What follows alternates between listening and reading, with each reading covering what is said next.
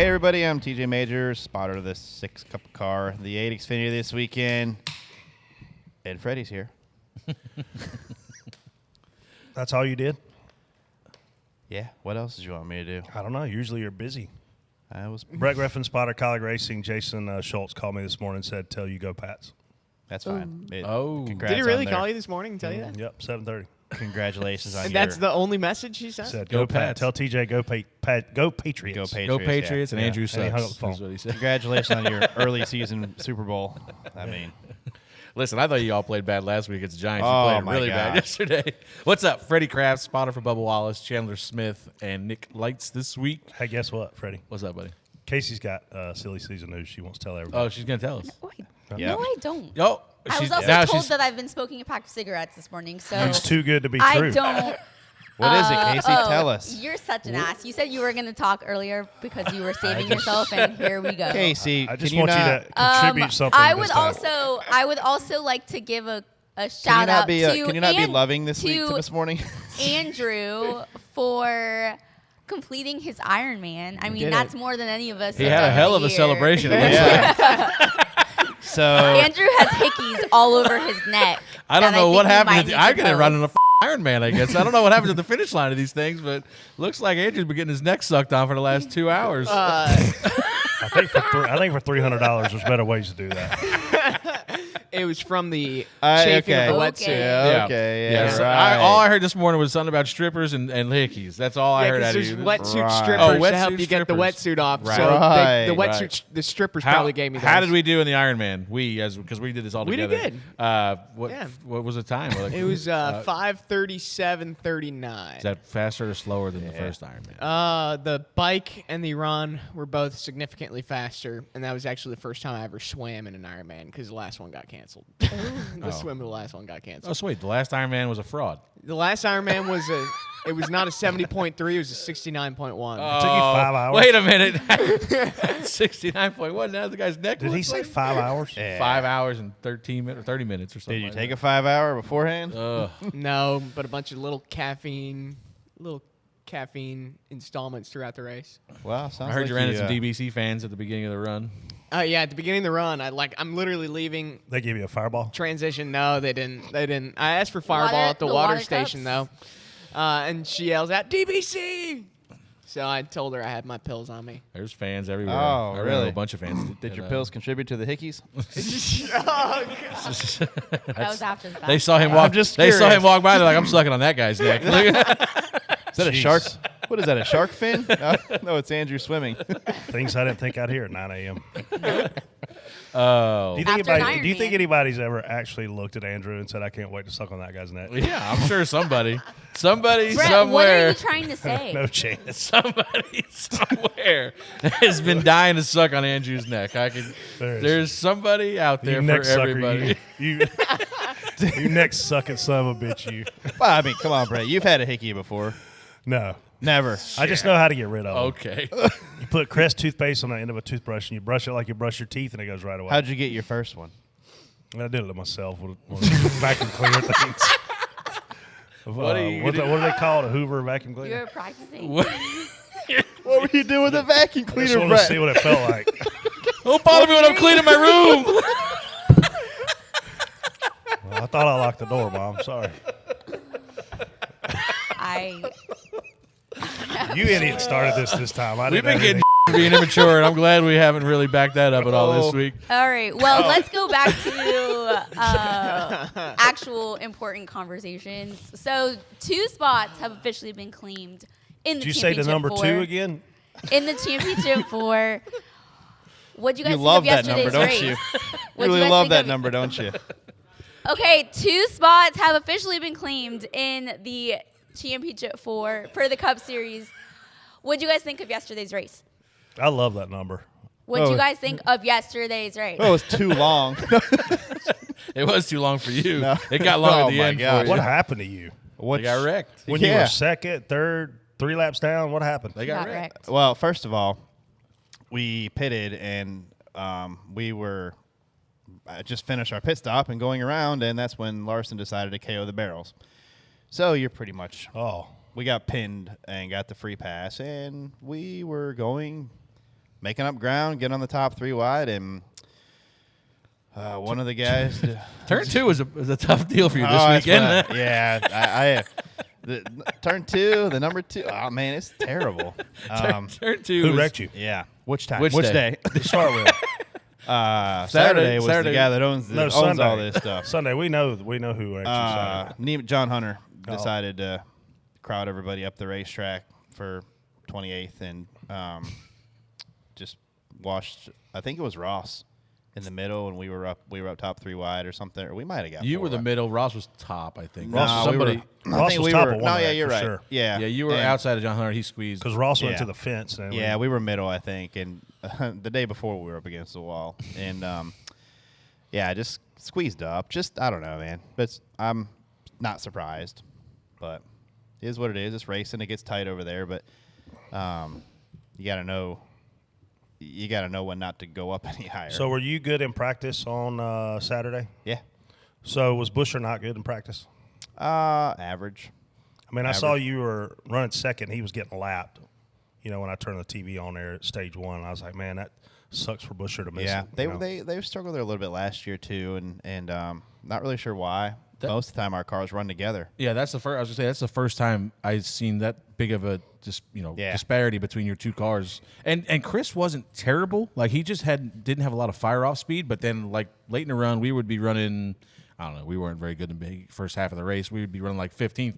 He'd be a lap down, but he would go by us. So he wasn't awful, but he just got trapped in that first run, lost a If you lap, and lose- then that's the end of the day. If Really, you lose for a lap in the first run and you don't get the free pass right then, Yeah, it's over. like I'm telling you, the king of doing this in the beginning of the year was Logano. He would get lapped that first run of the race, but he'd get the free pass or be run right on the edge of it, and then they would rebound from there. But it's definitely tough. There's guys that were really good that got lapped early. Another guy in that scenario was like a Bowman. There's a He slipped handful- through his pit box, right? I don't know.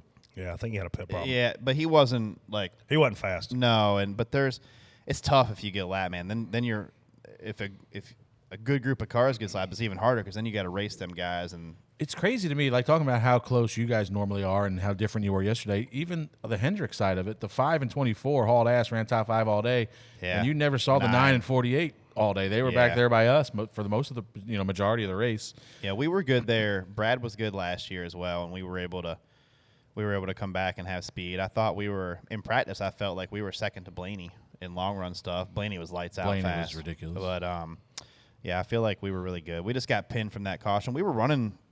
We were probably 7th place, 6th, 7th place. We were going to probably cycle out to 5th if Larson doesn't knock the barrels all over the place, and we were okay. I feel like we would have finished depending on the restart and the time, we would have finished between 4th and 8th probably. So, but we lost a little bit of speed as the race went on, but another strong run though.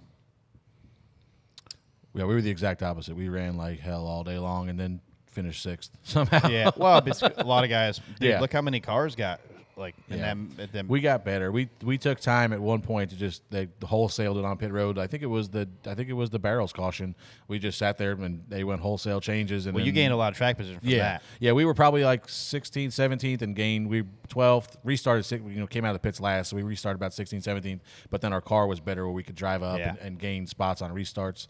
That was our big struggle all day. Was one of Bubba's strong points is obviously restarts, and we couldn't go anywhere on restarts until the very end. So we've salvaged a decent day out of it. But I think the biggest thing I took away from yesterday is we need to change the schedule next year. We need to get Homestead the hell away from Phoenix so people don't have this vivid memory of how great this race was and how racy this place is, where we could be running the championship race at before we go out there and follow each other around for a couple hours. Yeah, this racetrack still, even with the Cup car, Xfinity car, no matter what car you put on this track, it just produces. It's got, the wall is you say Larson, should be the favorite, but guess what he did? Run into the wall. I mean, by himself he hit it. I don't know if you saw anything, but he hit the wall by himself. And there's always, it's a craft, man, to be able to. And I'm not talking about Freddie. It's a skill to be able to run up there and do that.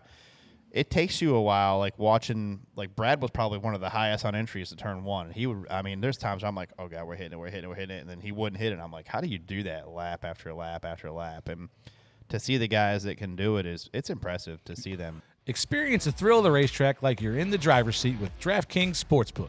Bet on your favorite racers and feel the rush of every pass, pit stop, and victory like never before. Right now, new customers can turn $5 into $200 instantly in bonus bets. Bet 5 on anything to score big no matter what goes down on the track. Here we go, TJ. Martinsville this week. Somebody's looking to punch their ticket to Phoenix.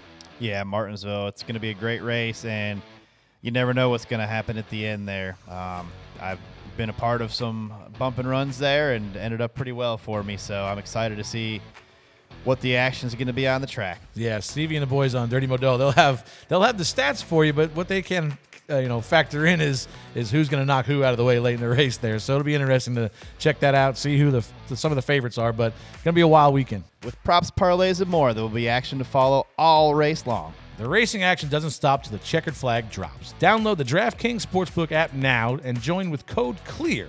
New customers bet $5 to get $200 instantly in bonus bets. That's code CLEAR, only on DraftKings Sportsbook. The crown is yours.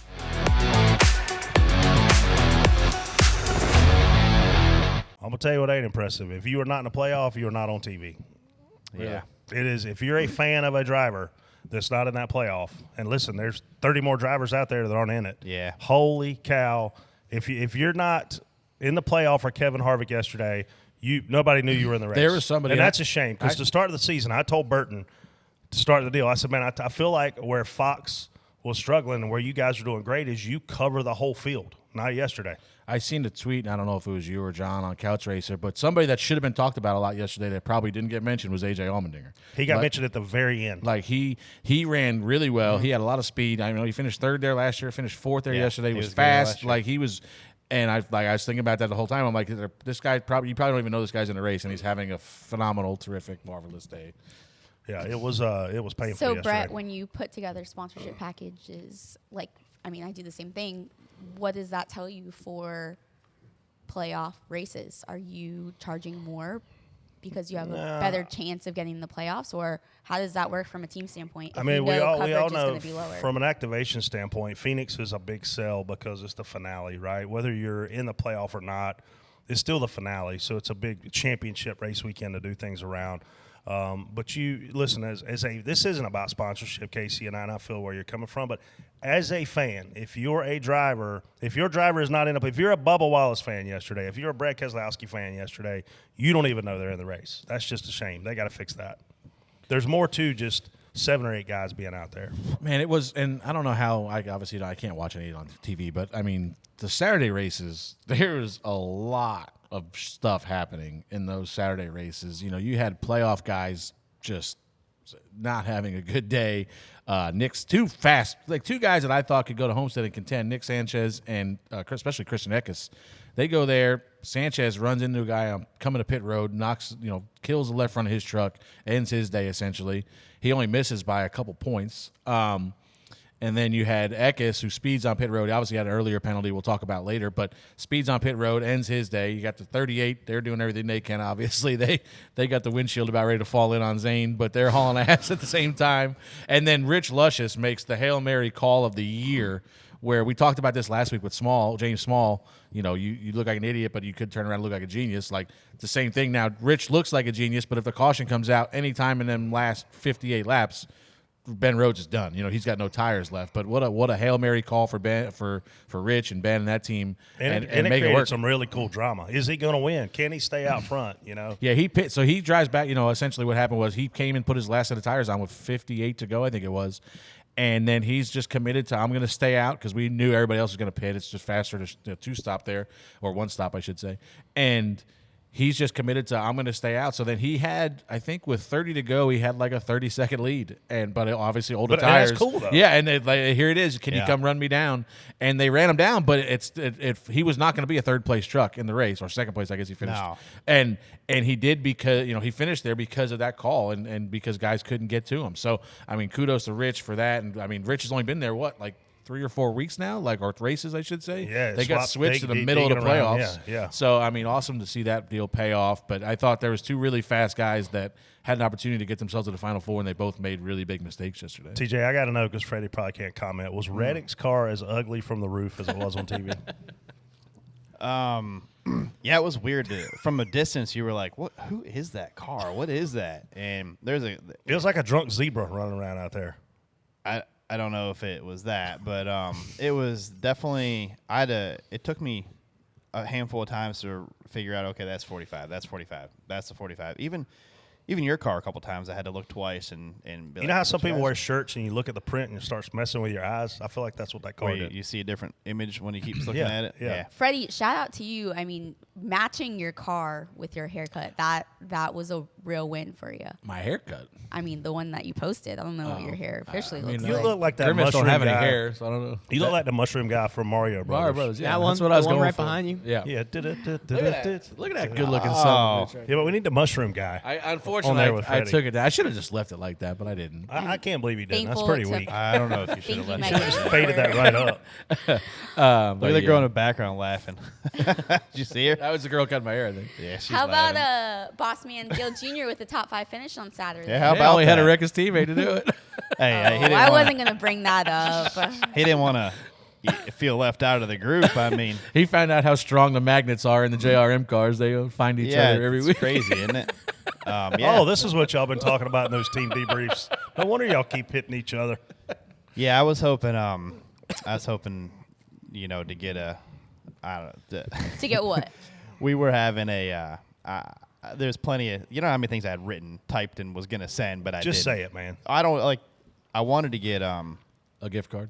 Well, that too. I got a couple of them, not really, but we should have got like LW or somebody to send us a message, and like Like a hey, voicemail. disappointed you got wrecking the cars. And listen, we're gonna give him hell about it, but he came out afterwards and said that he didn't know he was out there. Yeah. And Who was spot for? Joey. But Joey said it, and this is what we talk about, who's the best spotter, and there's no such thing as a best spotter because there's different fits. You get so used to, like Bubba gets so used to me that back in the day when we had to switch out for, a non-companion race or something, he hated it just because it was a different voice on the radio. And Dale's so used to, how many years have you been spotting for Dale? Over 10. Yeah. I mean, So he's so used to TJ's voice, TJ's cadence. Joey is a phenomenal spotter, but he gives a lot of information. And if you're not keen on trying to process all that information at once, it's easy to get lost in the scramble of exactly what's going on around you. And that's just maybe not a great fit. But Joey said he was out there. Dale didn't know he was out there. So there's a lost in translation there somewhere. And he it's just definitely told unfortunate. him. He definitely told him that he was there, but on restarts, I can tell you right now that Dale Jr. is not worried about like the guy on the inside down here in the middle of the corner. So you kind of leave that guy out sometimes because you're not hanging a left. You're not going left on the exit of the corner. You're going up the racetrack. Yeah, when you get off the exit of the corner, right before you get to the exit, you let him know he's there so he doesn't move on the straightaway. But he definitely gave him the info that he was there. But if I can tell you right now, if you don't emphasize on like stuff with him that's coming, like 3 back, 2 back, your octave gets a little bit higher, and because sometimes I'm not even sure he's listening to the words. He just hears you getting louder, and he knows the guy's coming there. So he knows by the level of your voice, the tone of your voice, and after hearing it for like 10 years, that's what he's probably used to hearing. And Yeah, it's cadence and it's pitch, and we have it. We fight it with the NASCAR officials when we get a new race director. Sometimes, they have the same cadence. Tim Berman is, pit road is closed, move the wave arounds, we're one to go at the line. The next guy's pit road is closed, then we wait a lap, and it's, the cadence gets off, and we're all looking around going, are we one to go? Are we not one? Like, Yeah. it screws us up. So, it's just Bubba's always said to me, it's just a comfort thing. Like, obviously, I don't think I'm the greatest spotter in the history of the world, but like for Bubba, it's a comfort thing for him because he knows what I'm going to say. He knows when I key up or how I'm talking, like you said, the pitch of your voice or how elevated you get if something's going on or not. So, I mean, it's not. I know he said he didn't know he was out there, but it's not that Joey didn't tell him. It's just he wasn't able to process. He it. didn't listen. No, he wasn't listening for sure. Not that I've ever dealt with that with him, but they're like spotters. There are some that you can give info to your driver, and the driver wants to use it. You want to see line. You tell them different lines and stuff. And there's a lot of spotters that's not in their ball. They don't do that. That's not in their ballpark. That's not part of their, what they do. But there's a lot of guys like Brad wants to know where guys are running. Brad wants to know what techniques they're doing.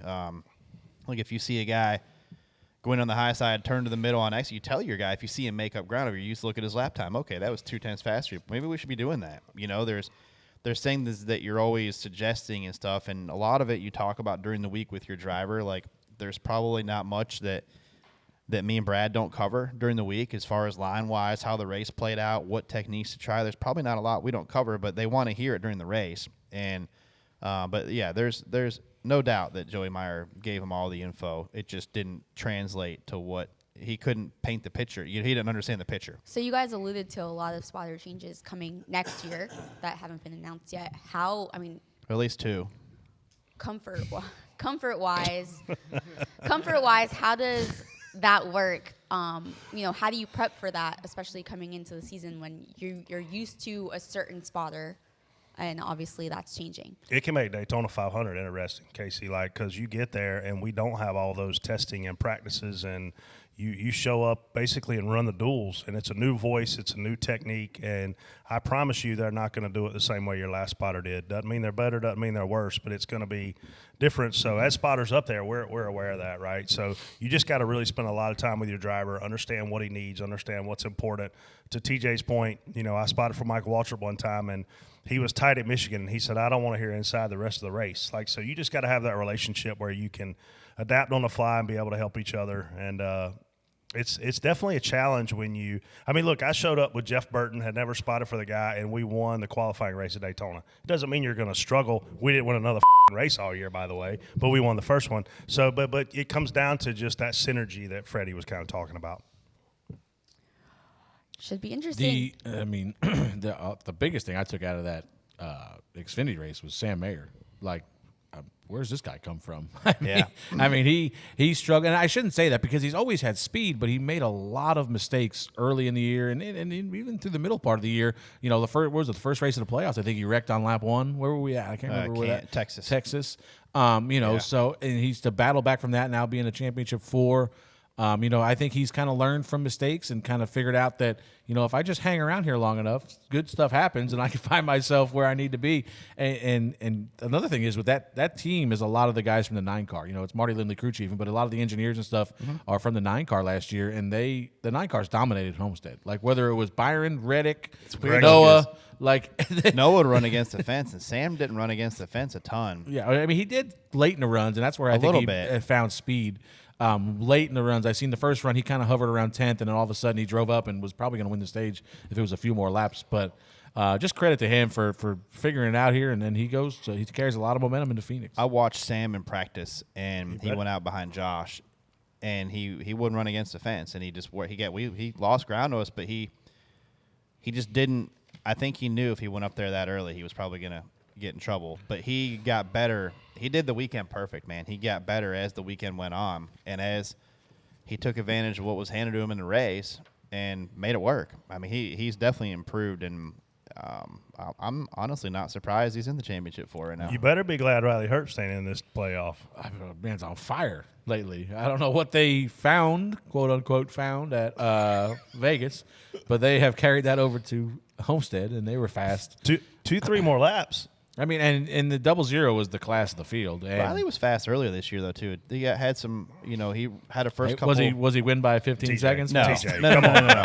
I'm saying for Riley, he had a really great start to the year. Then he fell off for a couple months, and now he's got lots of speed. He fell off for a couple of years. And all of a sudden, the last 2 weeks, this sumbitch is on You tweeted he's the fire. best driver in the Xfinity He's the best driver in the Xfinity It was right after he re-signed for People are next so year, damn too. dumb. Like, Jeff Burton texted me after the race. He goes, man, people are upset about your tweet. You're saying Riley's the best driver in the series. They don't agree with you. And I was like, what an idiot. They've never heard of sarcasm. So Look, but honestly, all bullshit aside, Riley Herbst is flying the last 2 weeks. Yeah, you can't deny it. Fast cars go fast. Fast cars go fast. They do. looking at the championship for Xfinity, we don't options. have that sheet. We didn't get that. Well, if you look on your phone, Well, you can Andrew- share. There's Andrew one sent sheet it that made in. it through the printer.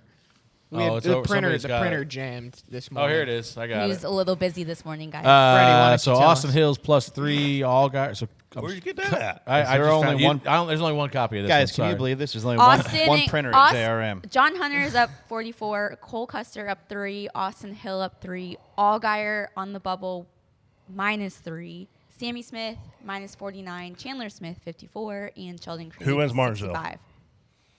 Chandler Smith. Duh. Is he good there? We're good at pissing people off there. We're going to try to see. That's what I remember from the first race. But no, I mean, he'll be okay. Good. I'll remind Josh. One guy gets in on points. You agree with that? I'll remind Josh how Chandler was at the beginning of the year. I don't agree with that because I think Josh Berry could very easily win this race, and that somebody like Berry could steal a point. Mayer is really good at Martinsville. He could steal a spot there, or not steal a spot, but open it up for two guys. What about Allgaier? Allgaier is. I don't know. I don't remember him being stellar at Martinsville. He's Mr. Phoenix. So Yeah. I promise you, Sam Yeah. Mayer and John Hunter don't want him in there. Yeah. Oh, for sure.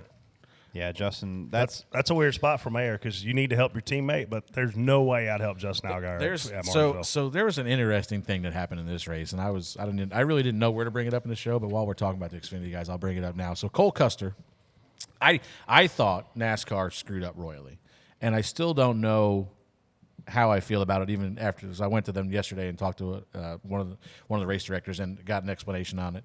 And so Custer hits the wall in turn 4, right? Cuts a tire, hits the wall. Is on DVP. Under green.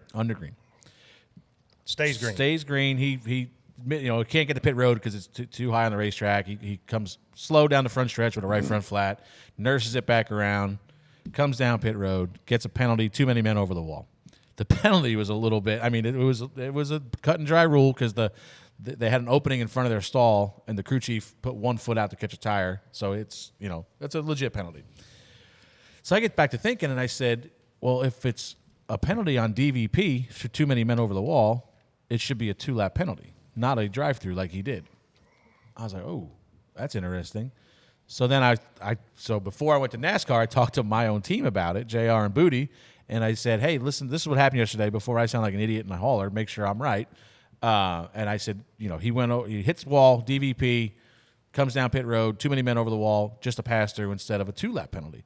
I'm like, that's not right. And they said, it is. Well, you get an extra man over the wall. You're allowed to have an extra man over the wall if you're on DVP.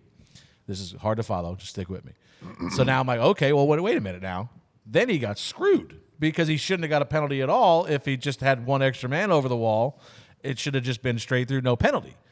So now I'm really confused. So I go to the official and I said, here, one of these two things happened. Either this guy got screwed or this guy got really lucky. It should have been a 2-lap penalty or no penalty, not a pass-through. And the explanation I got was that he hit the wall in turn 4, cut his tire, slowed down the front stretch, but the minimum speed is so jacked up at this place, and he referenced a couple road courses that were similar, that he still cleared the DVP clock by making minimum speed crossing the line with a right front flat. On the lap that he made contact with the wall. On the lap that he crashed. Should you be allowed to clear minimum speed on the lap that you This crashed? has already happened. With Blaney? Yeah, It was, kinda but Blaney similar. was under yellow, I think. It was coming to yellow. But But Should my you be allowed point to is clear it now, under yellow? like you're Supposed to opening reduce up. your I feel speed. like you're opening up a huge can of worms here by, if we wreck at anywhere, you come down to Tri-Oval, and how many times have you seen a guy wreck off a 4 coming down Tri-Oval and slide through the grass or slide through the front straightaway? If it's still green, even I don't know what the rule is. If it's yellow or green, Bob's gonna have to text me about this. But you shouldn't be able to clear the clock when you're wrecking. Think about Ross. He would have brought the caution out with a Hell Melon and broke the track record on the same lap. Yeah, I don't know. I don't think you should be Yeah, it's probably able to true. clear the clock on the lap that you crash. Like you should have to make it again. I don't know. I don't know what the right following answer lap is. under green should be the lap that you clear it, not the lap of. So This is like reviewing a chicane penalty. You should have one lap to review it if it's there. If and you I don't. listen. I don't envy the person that's on charge of DVP at a Yeah. place like Homestead because somebody's hitting the wall every lap there, and then how are you judging what's it's got to be a hard job. But the explanation, I didn't love it. Maybe the clock shouldn't. You shouldn't be on DVP until you actually sit, Pit, like go to the pit until road. you get your stall. Yeah, like You know? cross start finish, like cross the pit. Yeah, line. because if you park in your stall, that's when the clock should start. Yeah. Because then you're working on it. Yeah, I don't. It's a weird deal, and it's a little catch-22. And I guess the way Bob's gonna have to confirm, we'll get a text from Bob in the morning. But it's a weird deal that worked out I want to say it worked out in his favor, but it really didn't because it should have been. I feel like the clock should have been cleared, and he should have been able to get an extra man and not get a penalty. And here you see him; he's 3 points to the good, which terrible break for him. I don't know. It didn't look like he hit the wall hard enough to cut the tire. No, It looked like maybe yeah. the tire went down first, but tough break for Cole. I really like We Cole. had a similar instance in the Cup race of kind of a first. And I don't remember this ever happening before. we were second car a lap down. It was the 1 and then the 6. Oh yeah. And they gave us the free pass because the 1 got passed after the yellow came out. Like, I guess he was coming off pit road. The leader rolls by him. The yellow comes out. The leader passes him at speed or slow, and then you can't speed up and go Yeah, back because past the him. rule is the lucky dog is the first car lap down at time of caution. So Yes. when the caution comes out, the 6 is the first car lap down. Yes. Then they lap the 1 Yeah. after that. So it's just a bad break on their part. It was. But So it 3 was must weird. wins in this race. Sammy Smith, Chandler Smith, Sheldon Creed. A fight for 4th, potentially. Cole Custer, Austin Hill, Justin Allgaier, if anybody else wins. It's crazy. A lot of drama. Martinsville, I Xfinity mean, Series. how about Cup Series? We've got Denny and Martin. Who would have thought they'd be fighting for their lives in this championship for as well? I mean, the last month and a half, But Denny? Martin. Yeah. I mean, Martin's first 4 finishes of the playoffs where he had none better than 17th, and then the next race he didn't. What was the Roval maybe or whatever? I don't know. He finished right in the same ballpark. I mean, this is Martin. That 19 team just This is falling playoff's been off. ugly for them. Yeah, like I can't even believe they're still in it. Honestly. But he's a stud at Martinsville. Yeah, they named it after him. Yeah. I mean, It's pretty solid. I mean, I heard people say yesterday this is a must-win for these guys. It's not. It's a must-win for Buscher. But the first race there this year. Now it's not gonna be easy. Blaney averages 37.8 points in the last 5 races there. I went back and looked. Yeah. But the first race this year, Denny finished 4th. Blaney finished 7th. Denny made up 14 points in that race just by Blaney didn't have any stage points. Denny finished like 8th and 3rd or 8th and 4th in the 2 stages. So it's not impossible if Denny can go up there or Martin, either one, and make get a bunch of stage points, and Blaney doesn't get a lot of stage points, and then you just beat him. If you beat him by 7 spots all day long, that's 21 points. So if you're Blaney, are you going for stage points? Better. Yeah, you have to maximize the day, and you're going to see that's the way. Which, by the way, Chris Gabehart I thought did a phenomenal, marvelous, terrific, outstanding job calling the race yesterday, because we see a lot of monkey see, monkey do, especially at a place like Homestead, Darlington, where somebody pits and everybody follows them. And Gabehart stayed loyal to the fact that I'm going to split these stages in half, and it paid off because a lot of guys pit around 30 to 32. If they ran to about 40, so then they had about 8 lap better tires, and they netted positions, I think, every stage. They came in, they'd be running 8th or 9th, drive back to 7th. Then they would come in like 6th or 7th, drive back to 4th in the last stage. Then they're sitting there second on after the pit stop on the last, to start the last stage. So I thought Chris did a really good job yesterday. But you're gonna see this play out this week where they're gonna essentially have to do the opposite of the 12. Like if the 12 is gonna follow them for stage, if we see a caution before a stage, and you see the 12's going to stay out or short, he's going to stay out there for points, and you're only going to gain 1 on him, you might as well flip the stage and go for the race win. So it'll be interesting to see how that plays out. But, yeah, I think the 12's got to do everything he can to maximize his points day. Yeah, I think the pressure starts for these guys with qualifying as a driver because big you time. spend all week knowing if you don't qualify well, you're in a hole potentially for stage 1 and 2, definitely for stage 1. But if you're sitting here looking at this thing, Ryan Blaney, Tyler Reddick, Martin Truex, Denny Hamlin, if they don't qualify well, they're going to have to go in a must-win. Yeah, and on top of all just track position, it's a pit selection. Pit selection is a big deal at Martinsville. And I don't want to write Tyler off. I think, like I said last week on here, this week was Tyler's chance to really cement himself in there, and then maybe have to play a little defense at Martinsville.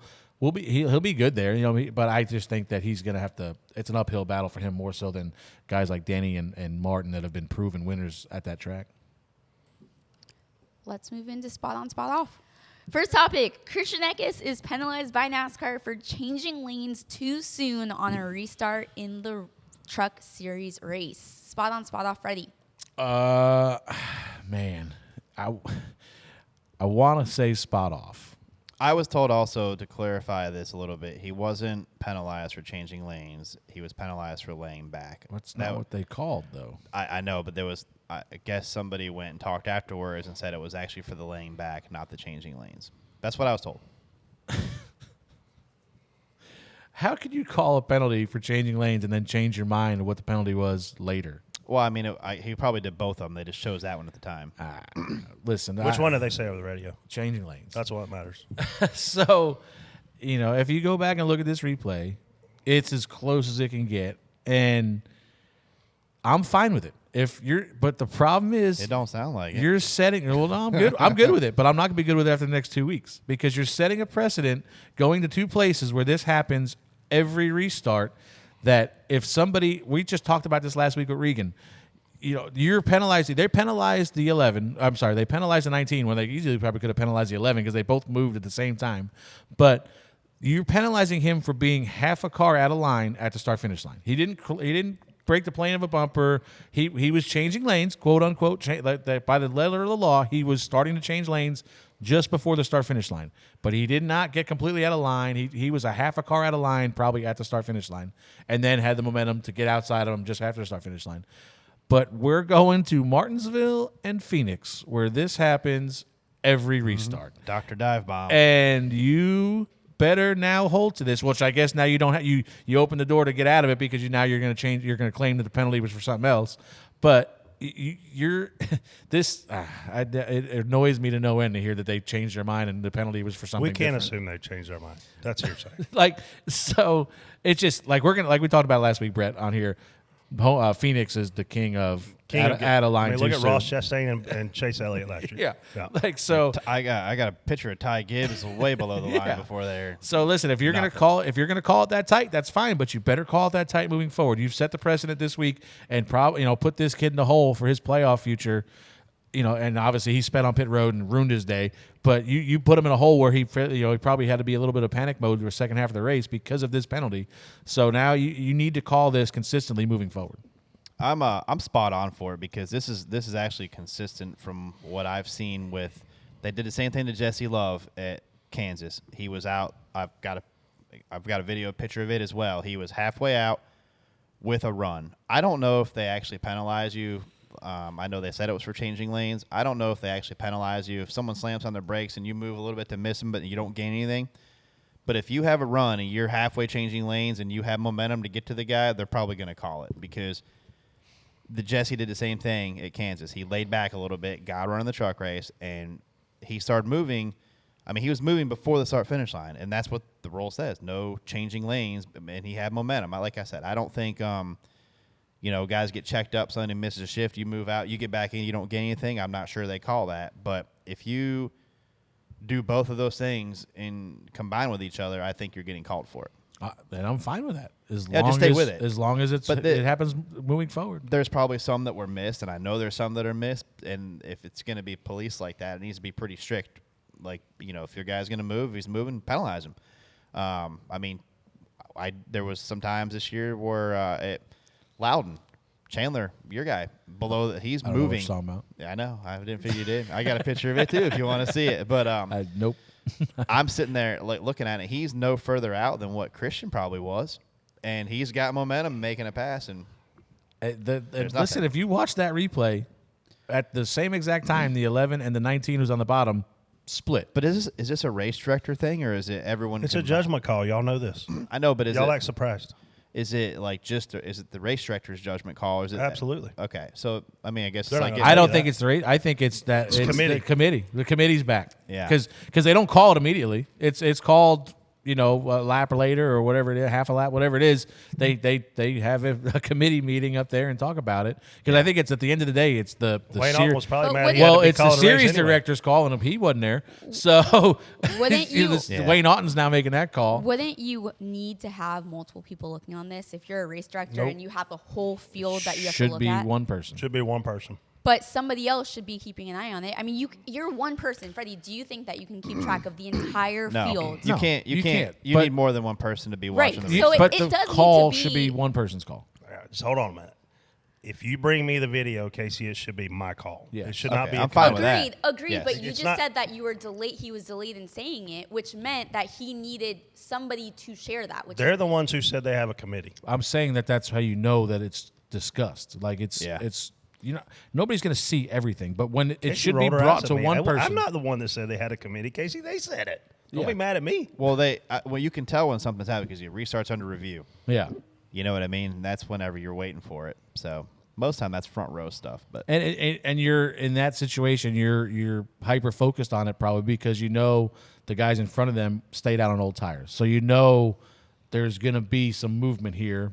You know, this is where we got to focus on. Yeah, jeez, it was a good call, but I mean, it was they were trying to win the race. If the caution comes out any point, near the end of the race, he's going to win. Yeah.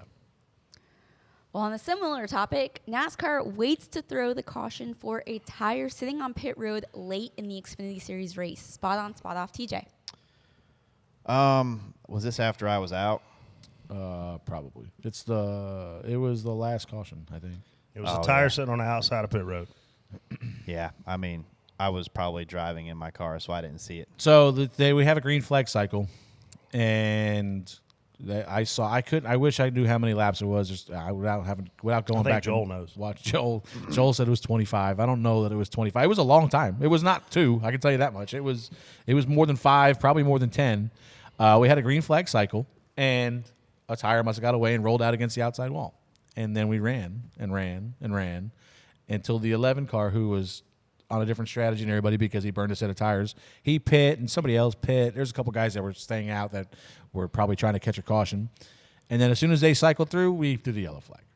And so the cycle was allowed to finish before the caution was thrown. Yes. And I have a problem with that because we've talked about on here before, this is not an entertainment flag. This is a caution flag. And if that tire out there is unsafe at lap 15 of a run, it's unsafe at lap 1 of that run. Or whatever. Whenever that tire goes out there, if you deem that that's unsafe, throw the caution flag then. I don't care you screw. what the situation is on the racetrack. Those are the breaks. That's what happens. Sometimes, people stay out and catch cautions. That's what happens in our sport. When people drive, Sheldon Creed pit, hoping to catch a caution late and didn't think get the one. sand was a big deal. I think we should have kept racing. But, we beat this horse to death on here. But if that is a caution, it is a caution the second it happens, not a caution 10 laps later. And I don't think we've seen it before. If you're going to be consistent, you got to throw that caution because you're not going to send somebody out there to get the tire while we're under green because God knows what could happen. It was fairly close to the end of pit wall too. I think it was only 8 or 9 stalls in. So it's fairly close to the end of pit wall, so somebody could slide down there, and we've seen what happened with Larson. So you don't want to do that under your green. But as soon as that thing's sitting out there, you see it. And you know they've seen it. There's how many officials on pit road? You got cameras everywhere. It's hard to see from the booth. I'll give you that. I couldn't see it up against the wall from the tower, but you got to throw the caution. I don't think you should throw the caution for it at that point. Sitting out there by the wall like that, nothing's gonna. I think you have to throw the caution because if somebody comes down pit road and God forbid that thing moves and you hit it and launch it into a pit box, you're going to hurt a lot of people. I have no problem with throwing that caution. But you need to throw the caution when it happens if you deem that that's unsafe. I just know that there's a lot of room for a tire to get away on a pit stop for a car that don't matter just to get a caution for somebody else. Oh, I get it. What do you do in that point? You have to throw the yellow. It's unsafe. This is not a f***ing race alter flag. This is a caution flag. Caution, safety. It goes back to consistency too. I mean, they call it for every other race. The caution flag is caution. Like something's wrong, something's happening. It's for safety purposes. It's not for, you know what, we're going to let this pit cycle play out, then we'll throw the yellow. That's not the way this should go. Brett. I disagree with TJ because the tire is out there. It is a large piece of debris. It is in a groove where it could be in contact with another truck. Is it likely? No. Car. But if it's out there, it's out there. This is black and white. It should not be a let's save somebody's race. It's we have debris, drop the caution. We see it. We see this happen all the time though. Doesn't matter if it's on the racetrack, on pit road. They don't want to have a complete cluster on their hands, on their computers, on the television, slow the race down for 12 minutes because they don't know who belongs where on the racetrack. If they throw a caution, Casey, and people are coming on pit road, leaving pit road, sitting on pit road and under green, holy confusion. So they're trying to save that, but to the integrity of the game, I agree. When you see it, you throw it. And to me, that goes back to exactly what we just said. That should be one person's decision. And I said in the NASCAR hauler with these two guys sitting beside of me a long time ago that we don't even know who's calling the shots in these races because we don't know who to come and talk to after the fact. And this goes back to that. So I don't want to sit here and bitch about it anymore because Freddie bitched about it enough for me and TJ and Brandon and Andrew and you. But I do agree, when you see it, you throw it. And who you screw, you screw. Spot on, spot off. Kyle Larson didn't need to be as aggressive trying to catch Blaney coming onto pit road. Brett. Boy, I wish y'all could have seen this one on TV.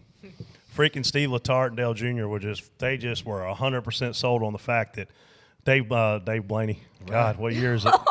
Ryan Blaney slowed down way too much. He overslowed and caused Kyle Larson to hit him in the ass. He won. I mean, before they went to commercial break, it was 100% Ryan Blaney's fault that this thing ever happened. Here's the thing I love about Kyle Larson. He's in, I think this is because of where he came from, his background on dirt, like those short races. He's in 100% go mode all the time. This is what makes him so freaking special. He's sitting on a win. He's chasing another win.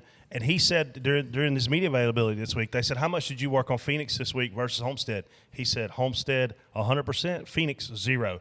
Why? Because he knows he's the best driver in this field. He knew he had a chance to win this race. He knew he lost it when he lost track position. He's trying to get it back right here. I don't think Ryan Blaney did a single thing wrong, by the way. And I don't think, Kyle Larson did anything wrong other than trying too hard, and he overcharged it, and he had got there, and he had to decide. Hit Ryan Blaney really hard in the ass or take a right. And he took a right. He still clipped Ryan, which barely screwed his body up, even though he nailed him in the right rear. Obviously, he hit the tires. TJ saw the sand and the water and all that stuff blow out there. But up until this point, this race hadn't really been that good. So this really changed the dynamic of the race. Obviously, it changed the flow of the cautions, the restarts. People kept taking the bottom for some reason after this and losing the lead. I couldn't figure out why in the hell that kept happening. But for Kyle Larson, man, this guy is the best racer in the field at that particular track, and he is desperate to win. That's what fans pay to see. I think the bottom was 3-1 at one point on restarts. Yeah, and to call over aggressive, like spot off, like he's only there for one reason. He's there to win the race, and that's his opportunity to make up ground, hopefully get closer.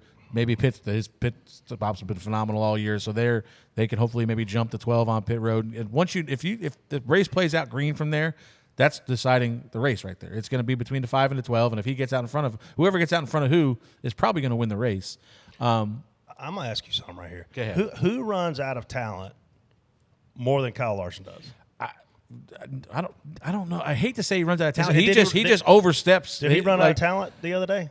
Yesterday? Is that running out of talent? I don't think he was ever out of control. He made up 40 car lengths. I think that he panicked and decided, like you said, I'm not going to wreck the 12 because it's not the 12's fault that I'm spiraling in here. And like to your point, I'd seen somebody said, and I don't know how accurate it is, but I have to go back and look at SMT. Blaney's somebody said on TV they're showing, they're talking about Blaney overslowed way too much, and he was like right at 45 mile an hour at the pit road entry, and here comes Kyle flying in there.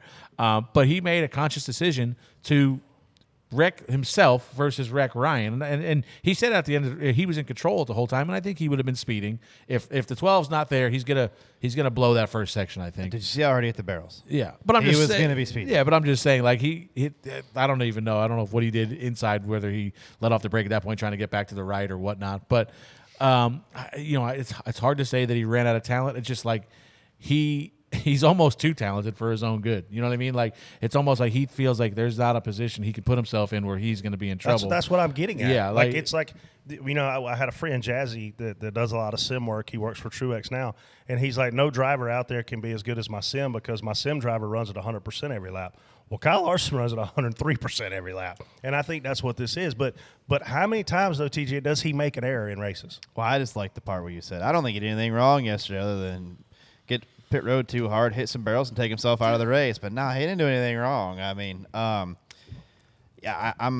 spot off for it. But Blaney, I thought, did hit pit road in practice. Blaney, his first shot at pit road, he missed. He overdrove it and had to go around again and try it again. So, and when you're running good in that race, and Blaney can't afford leading. Blaney can't afford. And none of them guys really, except for Larson, none of them guys can afford a bad race right now. And you see where it puts you. If Blaney, overcooks pit road there, he's finishing. He's way back. Who knows? He gets put back there in the soup like we were, and you get doored and you run it. Then you're in the wall, and then you're done. So I don't know. It's just so I thought Blaney did a good job of controlling what he can control. If Larson gets in there and beats him, and he finishes second to him all day, okay, great. And we're finished second anyway, right? Yeah. Yeah. So Blaney needed a solid day. A win would have been awesome, but he needed a top 3 day, and that's what he got. But like what you just talked about, though, is I don't know. I think he's his own worst enemy sometimes. Just tries too hard, and that 103%, that 3% sneaks up once in a while and gets him. And I know he wants to win, and I mean, I love watching everything he goes and races, the dirt late models, the midgets, the sprint cars. I mean, he's fun to watch and everything. But that 3% in our races right now, you can't afford that. If you that 3% is what's gonna cost him at some point. And luckily that 3% happened at a certain spot that it did at Vegas. Otherwise, he's probably not winning that race. If that thing happens 5 car lengths earlier or later, he's probably backing into the wall or something. He had a great save afterwards, but the wall is what saved him in the beginning. You know, It was so awesome. Yeah, no, it before was he great. got there, I mean, he makes up 30, 40 car lengths. You're like, holy cow, he's coming. It's almost like he turned in a little bit too early, and it kind of narrowed up that approach to pit road, and that's when he kind of had so much more speed. I don't think he was making the speed line, but you know that 3%. I don't either. I don't think he was either. making it. But this is what makes. I mean, Kyle Larson is what makes these races fun to watch. He's doing that 2 reasons. He's only there to win the race, and he has nothing to lose. So if he blows through if he makes up 40 cars and gets down to speed, great. Now I can jump this guy on pit road. If he doesn't, oh well, I'm still at Homestead. But it's not worth wrecking yourself there. Well, though. I mean, I don't think he intended to go in there and wreck himself. He's intended. But what I'm he's saying thinking is I that- know he made a mistake. He screwed up, but like he's just being overly aggressive, trying because he knows he's got to close that gap or his race is over. He's only there to win the So race. what happened in Vegas?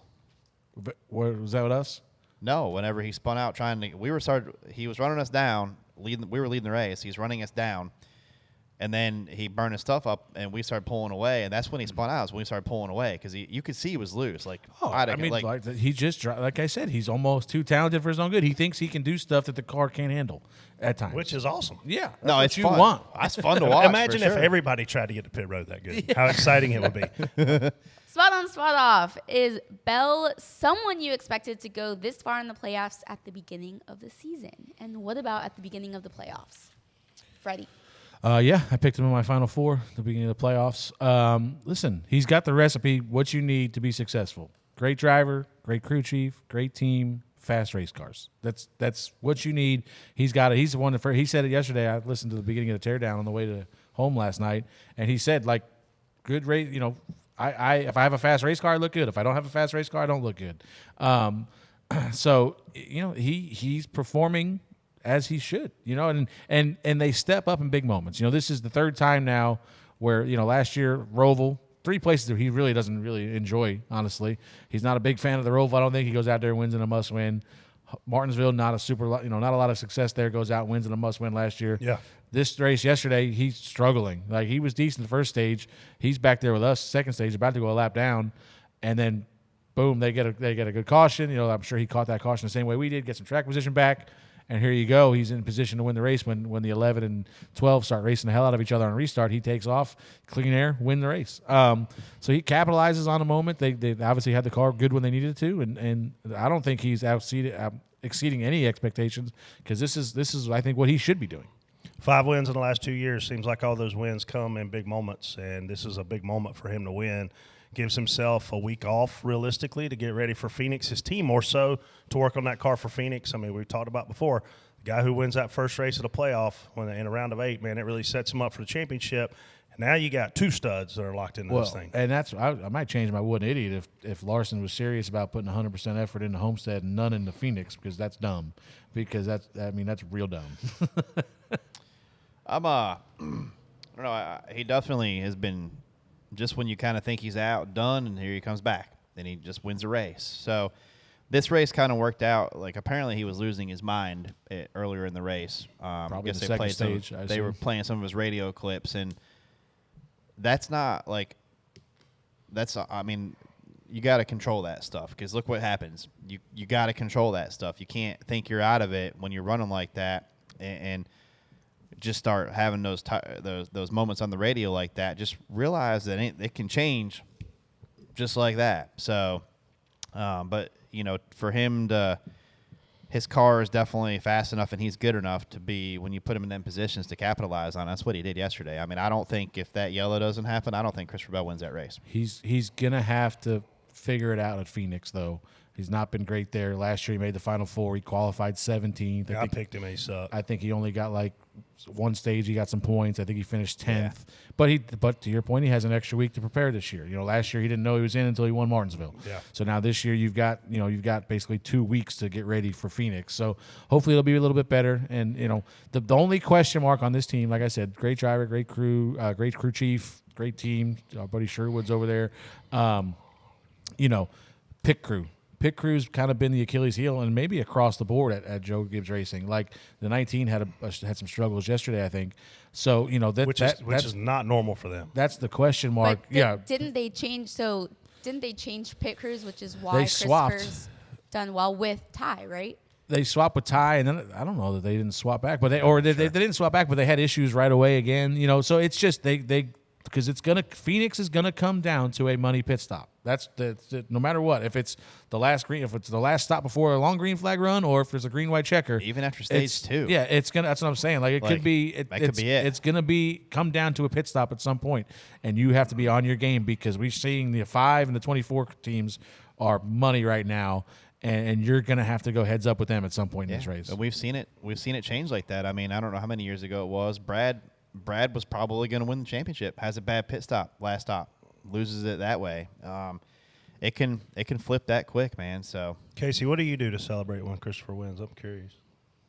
Look at Andrew's neck. Classy. Wow. Real. I didn't mean it classy. was him, but maybe we should see Chad's neck. What does one thing have to do with the other? Yeah, I don't know where you're going. So you think when he wins that Casey's like, Chad, come suck on my neck? That's what you're saying. Maybe. You're You obviously have not spent a lot of time changing my with wood us. idiot for the third time in his race. No, we are very happy for him and Morgan, for sure. Oh. She ripped that thing off his nose. Did you see that? I did. She I did? did. But What, I have mean, like a those breather right things. on? Yeah. What was it? She comes ripping in, gives him some kisses, and then rips his thing off his nose. Well, I mean, for It the was like- guys it was after they win, like straight Kyle, up Talladega Nights moment. it's those breathe. Do those actually work? I've never Worked yesterday. Yeah, helped him. Yeah, that's what got him. 100%. Cross It was the the line. breathe right. He was. Yeah. They pit for 4 tires and a breathe right on the last stop. And And then she just ripped it right off of him. Wait, Freddie. Speaking of, did Bubba? Did he ask for Dr. Pepper the last he pit did stop? under the red flag. That's code word. No, it was legit. No, they posted it. He They he got him Dr. Pepper. he is a weird character when it comes to hydration. He would rather Just hydration. That too. But he would rather drink. I remember when he was younger, like Truck Series, he wouldn't drink water. Like he just wouldn't do it. What would I'm he like, drink? You got it, like Coke or Dr. Pepper, whatever it was. And I'm like, I mean, eventually this has got to clean up a little bit. I don't think this is a good dietary God. plan. But yeah, so yesterday it was only, I don't even know what there was left, 20 or 30 to go on that red flag for Larson. Special sauce. And he said, give me a Dr. Pepper on ice in a bottle. So they did. So and he got up on the wheel and drove back to the top 5 after that. So maybe we need to do that Maybe more that's often. it. Dr. Peppers and Breathe Right strips. All you racers out there that are trying to work your way up. Do not take his advice. Ryan Blaney calls Denny Hamlin a hack following the race after close racing between the 12 and the 11 cars. You want my time That's on not this all, one that's too, not all. Freddie? That's not all he called him. What else did he say? Freddie, spot on, spot off. You should go back and listen to his audio after Denny hits Is the it wall. good? Called him a head. Yeah. You That's could say head on here. Nope, probably nope, you not. can't. Yeah. That's a double He bleep called him right a there. penis head. Richard Head. Can we say Richard head? Penis head, Richard head. Richard Head. Yeah. Yeah. We can't say I and guess. then head. No, I'm just gonna mark this whole minute to monitor. Please mark it. Well, we just So- want people to know what he called it. So yeah. So I guess I didn't see it They live. they were duking. I was watching it. It was so fun to watch. Going by some of the audio I heard, it must have been pretty exciting.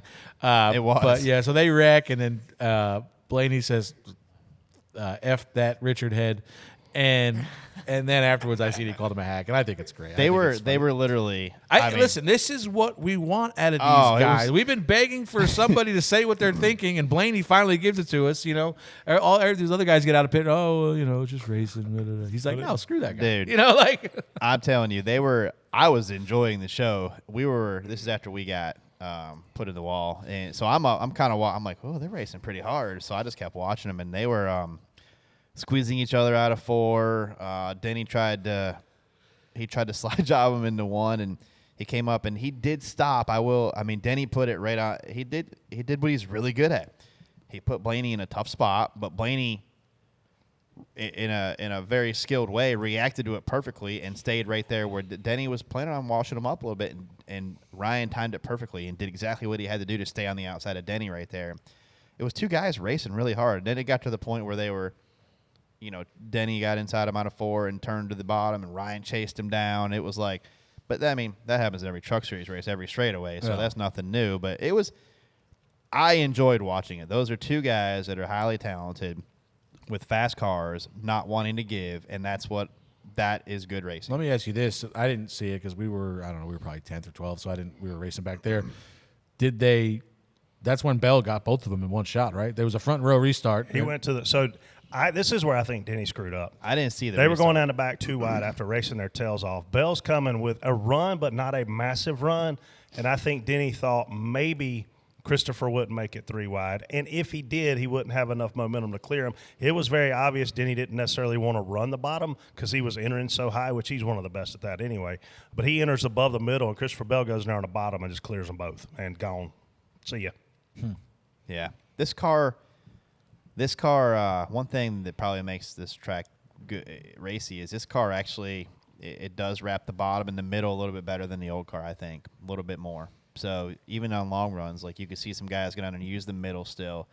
And it's tough, but it definitely makes the racing really exciting. And watching, these guys are within inches of each other up on the exit of the corner, and it's We have 2 special racetracks, Darlington and Homestead. Homestead's one of them for sure. This is just one of the most special racetracks in America of the 1.5 miles that are out there. Yeah. And I seen people so I got a tweet last night that I can't believe you guys said this is the race was where the championship should be. This place was boring. I'm like, I get it. There's no race. I don't know anywhere we go that 100% of the race is edge of your seat. Daytona, Talladega, maybe even that place they get right. They get to Daytona ride we for a single while. out by the wall. Yeah. Well, what so do you want to do there? like this place, when it comes down to it, you see fast cars be able to make moves. It's just I don't know And how TV you can doesn't have do a it better, justice. Really? TV does not do this place justice.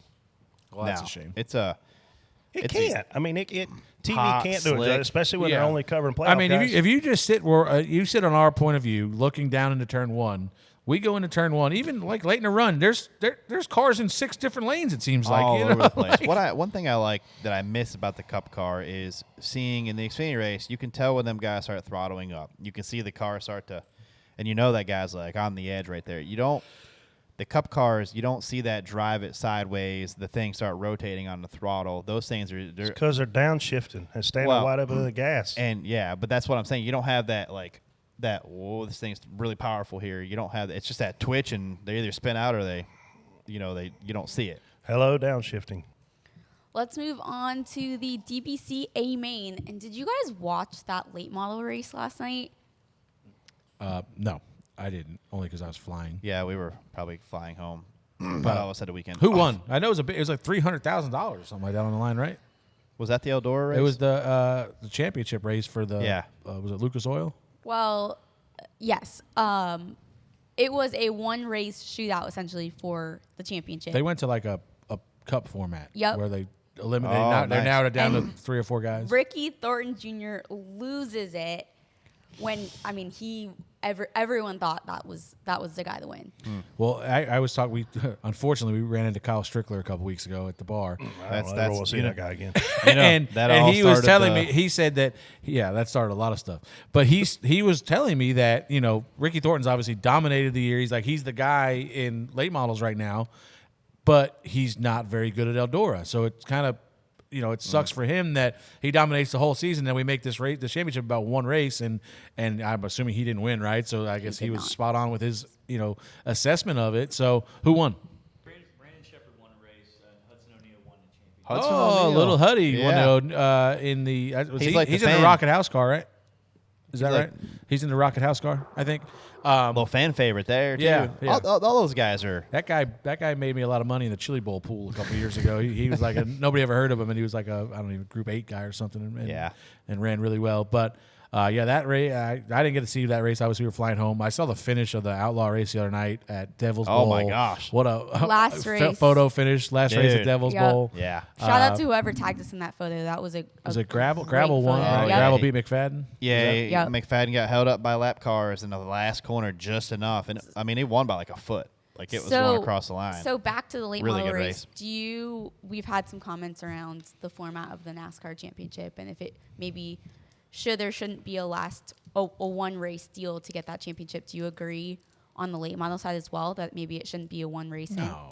I don't think it should. I don't think you should ever determine your season long champion on a one race deal. And I like you look at golf. They do that FedEx deal, and then they get to the it's season long points, and then they get to the last race or the last tournament, and they give the point leader essentially. He starts like strokes ahead of everybody else. I don't know. I hate the fact that you can just have, but if we're trying to be like every other sport, that's how every other sport is. A wild card team can get hot and make a run to the Super Bowl. You're seeing it right now. The Diamondbacks are probably I think they got the worst record in the playoffs, and they're in their Game 6 tonight against the Phillies. So if you're trying to make it like other sports, it's great. Gives you that Game 7 moment. As a NASCAR traditionalist, I hate it.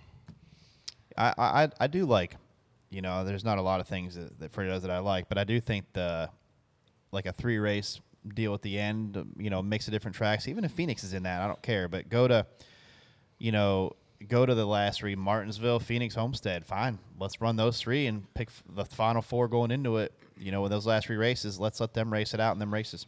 Yeah, and you can narrow your field down too then. You know what I mean? You can narrow, we talked about it 16 too many. You could start with 12 and then you eliminate, 4 and 4 and then you got 4 left. It could be more than 4 if you want. Yeah. I don't care. But I'm just saying you have 3 rounds of, 4 and then you got 4 guys left for the last 3 races, whatever it is. But I don't know. I can't, it just bothers me. You take the trucks for instance. I think Majeski was the dominant truck all year. We didn't see a lot of speed out of him after he got busted with his deal. But Hocevar and Heim have been really fast. Like Ben Rhodes, has been just an average guy this year, and he could easily go out and win a championship now. Not that I have anything against Ben Rhodes, but what has he done to deserve to be the champion? He's good at Phoenix too. Yeah, that's what I'm saying. He's like the all guy or a one hit Phoenix for the wonder. Truck Series. You go win Phoenix, and now you erase everything you did all and have a mediocre year to now you're a champion. I just don't like that. Well, tons of And I like Ben Rhodes, by the way. I'm not disparaging him. I'm just using him as an example of somebody that's not been the fastest truck all year, and now he's racing for a championship. Ben's a good dude. He's goofy and funny. Actually, I hope he wins again so we get another Called interview. Goofy. He is goofy. You don't remember that interview? Oh yeah, I want to see I Ben. want to see him win a championship so he's drunk again. Well, he's a dad now. He won't do that. He lives in Kentucky, right? You can't drink when you're a dad? No, I'm just saying. I was trying to give him an excuse. I was just say I've seen somebody do it quite often. Maybe Ben will send us some bourbon since he's from Kentucky. I think he's from Kentucky, right? He is. I don't know. Oh, Louisville? 100%. No idea. Yeah. Yeah. Don't forget to catch us every Wednesday on Dirt Vision, as well as tons more. Freddie, we going to the racing Outlaw action. race in Charlotte Thursday? Yeah, Thursday. That's next Thursday. week. Yeah. Are we in town still? Yeah, I am. Phoenix. I think so. Yep. I thought everybody. We're leaving there's- And I wanted to take Bodie that so bad. I thought there's stuff on the track on Thursday. I'm in Indy. We I got don't think so. FFA. Unless you got ARCA, maybe. Nah, Brett's doing my ARCA car. I'm planning on going. I don't even look far enough ahead to see the schedule. Could you imagine if I walked on a spotter stand for an ARCA practice? No, I can't imagine it. I don't even, like Whole roof would be like, "What the hell is he doing something here?" wrong. Brett, it's ARCA, not Cup. First topic for Ask DBC. No, we got reaction theater. Oh, I'm sorry. I don't have it printed. I'm just kind of rolling with it. Let's move on to Reaction Theater.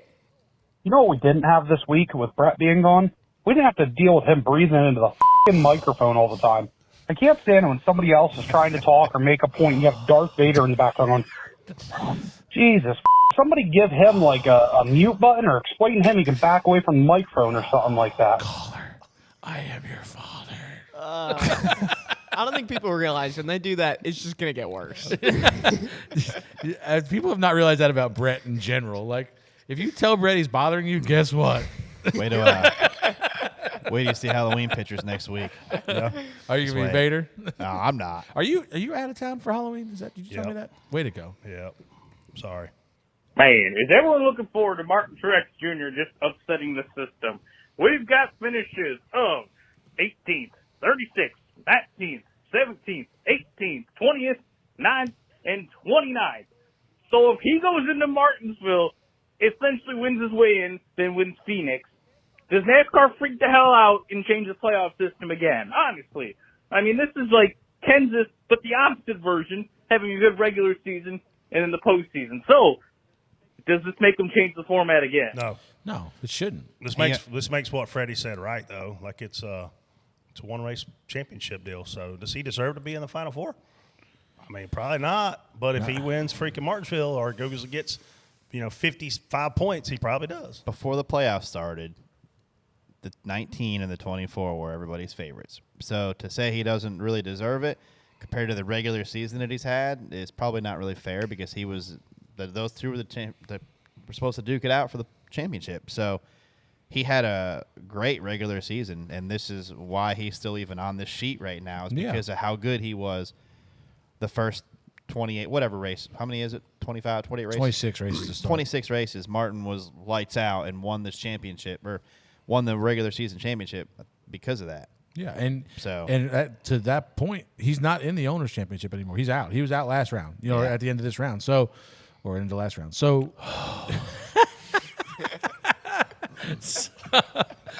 yeah, the format, like I think they have it the best. I'd like to see less cars maybe and a three-race playoff, but the format is what it is, and I think it's rewards you for having a stellar regular season. What an incredible contribution. I mean, I'd take this at the same level as everything else he provides to the show. All right, let's move on. Hey, Kyle Larson, you f***ing Nimrod. Great job. Your little incident on pit road changed the whole dynamic of the race and ended up being very bad for my driver, Denny. Now, you better start using your head. That's that love that's 3 feet above your ass! This is a guy that I know he's a Denny's fan, but what happened to Denny had nothing to do with Kyle Larson. Wow. But that sounds like a guy to me that had some money on Kyle Larson at some point yesterday. That's an angry elf right there. Hey, I will say this. That's one thing about the broadcast. I feel like the NFL does such a great job of it. And actually, let me back up. College football lays out all these amazing bets. And NFL yesterday, last night, I noticed that some guy came on and said the tight end is going to have over 40.5 yards. I feel like our TV with Dirty Modo, like they could use Letarte to really take these matchups and talk about them. You know what I mean? I mean, it happens on NFL broadcasts. It happens on NCAA broadcasts. Why aren't we highlighting the fact that you could have Kyle Larson yesterday against William Byron, right? Because I feel like some of those things are They bring it up. They make it more fun. I mean, because DraftKings does it. Like, there's so many ways to have fun with it. And I've listened to a few episodes, and they bring it up, but a lot of times they don't have the matchups when they record. They say like they're coming I'm saying out. TV needs to do it. Oh yeah. Like in every On other Sunday. broadcast, NCAA, it's all they talk about on Saturday mornings. Yeah, That whole they should have an entire segment. game day show is all about that. Yeah. So anyway, I'm sorry that guy was so upset. Who was he mad at? He was mad at Larson for Oh. hitting the barrels. Somehow Larson hitting the barrels broke whatever it broke in Denny's steering. I don't know how that correlates, but that's in his mind. You guys are all worried about Freddie puking on the first couple of rows of VIP. You ain't lived until you've been in a car in the front seat and had Freddie Kraft puke pure fireball all over your shoulder and have to get out of the car and walk the rest of the way home so you don't throw up. Hi, Mike. How are you? Who is that? That did happen. My buddy Mike. Why have we never That talked was about a this? turkey derby celebration that went severely wrong. You threw up on him? I threw up from the back seat, projectile vomited on his shoulder and into the vents of Katie Blewett's car, and I think we had to get rid of the car. What? after Why that.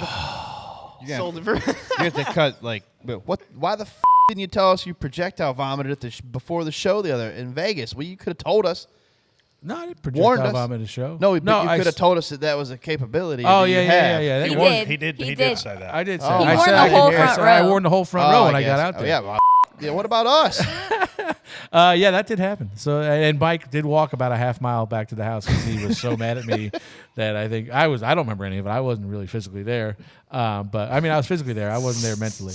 You never throw up either. I don't ever. It's very rare that I throw up, but that Doesn't happened sound that like night. it. We drank a lot of Fireball that night. Ryan Flores, I blamed it on Ryan Flores because he was driving the car from the bar home, and I said his driving was erratic, and that's what's been what happened to me. I was sitting Did in you the mention middle of last the back week seat. that your elegant new drink of choice, your Yeah. espresso martini? I Yes, did. he I did. talked He about did. it. He Yeah. did. That was the Said he's not dumbest- drinking I'm them never again. doing. And that dumbass was in Ireland all week just drinking them left Yeah, it after, was. one after another. I'm like, Listen, you know how you load up and go to the Myrtle Beach for the weekend or whatever? Tim Duggar loads up and goes to like Ireland for the weekend. Yeah. That's his Myrtle Beach. he just like, goes for, I'm going to pop over to Ireland for a couple days. I'm like, Yeah, it's what? a 2-day trip to Ireland. Like, okay, little much. I'm isn't going. it? We're Like, going. I'm going with him at some point. I think maybe January we're going to go. But like, I gonna promise you, throw what I'm up. not going to do is You're drink. gonna drink a drink martini 10 or I what? might drink one. I'm not going to drink 12 like I did that day. Like, that was the dumbest I've ever done in my life. That was Micah disagrees with you. He thinks the dumbest ever done was throw up on it. Mike, not Mike. Micah. Yeah, Micah. I mean, Micah might think Micah you're an works idiot here. too. Micah probably thinks I'm an idiot too. Micah's the idiot that was hammering in the shop that one day when they tried to prank me and you in the old building. Oh, yeah. Remember when he was out there beating on that thing with the that was hammer? funny. Yeah, we should have just took care of him then. Should have. That's a funny call. Thanks, Mike. Man, Josh Berry, adored by the boss. I think somebody owes him a Lowe's gift card. Or a bunch of them. See Steven Steffen. He's got a stack of them in his Yeah, office. and TJ apparently, turned his down, so apparently, to make it look better from their side, they went from $250 gift cards to $500 gift cards at the show out there. They were not $500. Steven I still Steffen- think Dale Maybe they were needs- going to give you two. Dale needs to come on and defend himself for this. Well, there's no defending to it. It is what it is. He had the entire live show to defend himself, and he really didn't have Yeah, much. what are of a you going to defense. say? Oh, yeah, I did that? Or what are you going to really say? Are you going to – would you ever take a gift card as a form of payment for spotting a race? Me? Yeah, $250 gift card. You're having to ask me that? I just want to hear your response. I wouldn't take Brett two. has No. I knew I wouldn't. I don't know that I'd take $250 cash. Exactly. On your day off. Yeah. Yeah. I don't think my radio turns on for $250. Yeah, I got mine's it's probably got a not. slot in the side. You slick the $100 bills. I'm in. going to wait till he asks me to go to that. Is the 400 coming up later on? Yeah, it's yeah. Florence. We'll wait till we get there. Just remind him when he says no that he didn't know that Josh Berry was on his outside at Homestead. You know what? When I'm going to remind him of this is when I say, "Hey, we're coming to the green next time. Bye." Turn my off. Then he'll freak. He would lose. Could you imagine? You what he wouldn't would do it. Oh boy. I don't know. I mean, there's. depends what he's paying him. Yeah, I mean, I've shut up, but He's not paying him. he's pissed me off so bad before that I didn't say anything. So we could get to that point. We got to give a big shout out to Andrew on his 70.3 triathlon. Dude, that is awesome. Pumped for you. However, Brett, TJ, and Freddie, every time he talks about it, remind him he's only half an Ironman. Only half an Ironman doing a 70.3. Still amazing, but you got to go out there and do the big one now, bud. All right?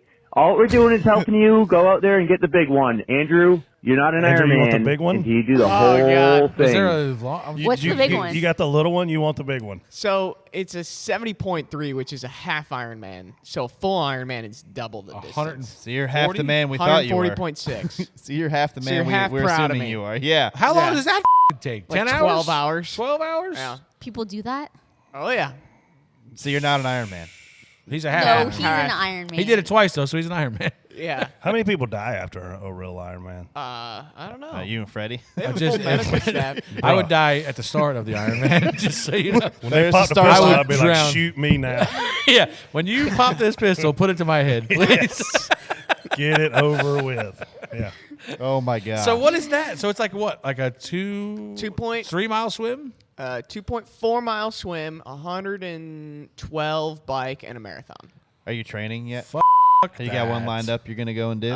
Within the next 5 years. 5 years. I want to do one. Dude, You know this gets how harder much- when you get older, right? I actually hear you peak at triathlon like around your 30s. Well, you got 15 Peak years a for lot of that. stuff in your Yeah. career. Yeah, see, So you got You are- 15 You're years going to waste before. 5 years of your life trying to peak. aren't you? I mean, you're still in your 30s, right? No. Oh, you're out of 30s. I was gonna say 41. you're in peak physical form, man. I mean, look at me. I Look at already Freddie. knew. I mean, dude, come on, man. Hey, you might be. The Giants are short on linemen. No had that Justin Pugh out there. I mean, him in the That's same what- size. Off, did you see that guy? I Did mean, you he's see a when little they taller got than I am. Off straight from the couch. It's gonna be Freddie straight from the couch racer. Giants won yesterday. They damn sure did. I hate it. I know who didn't. That's it. All right. Well, to leave an audio message 24/7, don't forget to call our number 704-802-9572. We will keep picking the best ones each week. Let's move on to Reaction Theater. Send in your questions on Twitter using. We were just at oh. Reaction Theater. I'm not cutting that out. Tired Okay. of bailing you out. For the record, I'm going back from text message to one text message to the other text message to look for our questions and read the script that's also on my phone at the same time. So, Andrew, You're you doing good. failed, not me. Hey, the printer failed first. Let's move on to hashtag AskDBC, Yeah. which is what you will use on Twitter when you're sending in your questions. Now I have to go back to Andrew's text to see what it is because he didn't pick them out until just now. So if you're going to call me out, I'm calling you Yeah, out. I'm really looking forward to Reaction Theater, guys. Let's move. Hope we got good calls this Thanks week. for listening this week.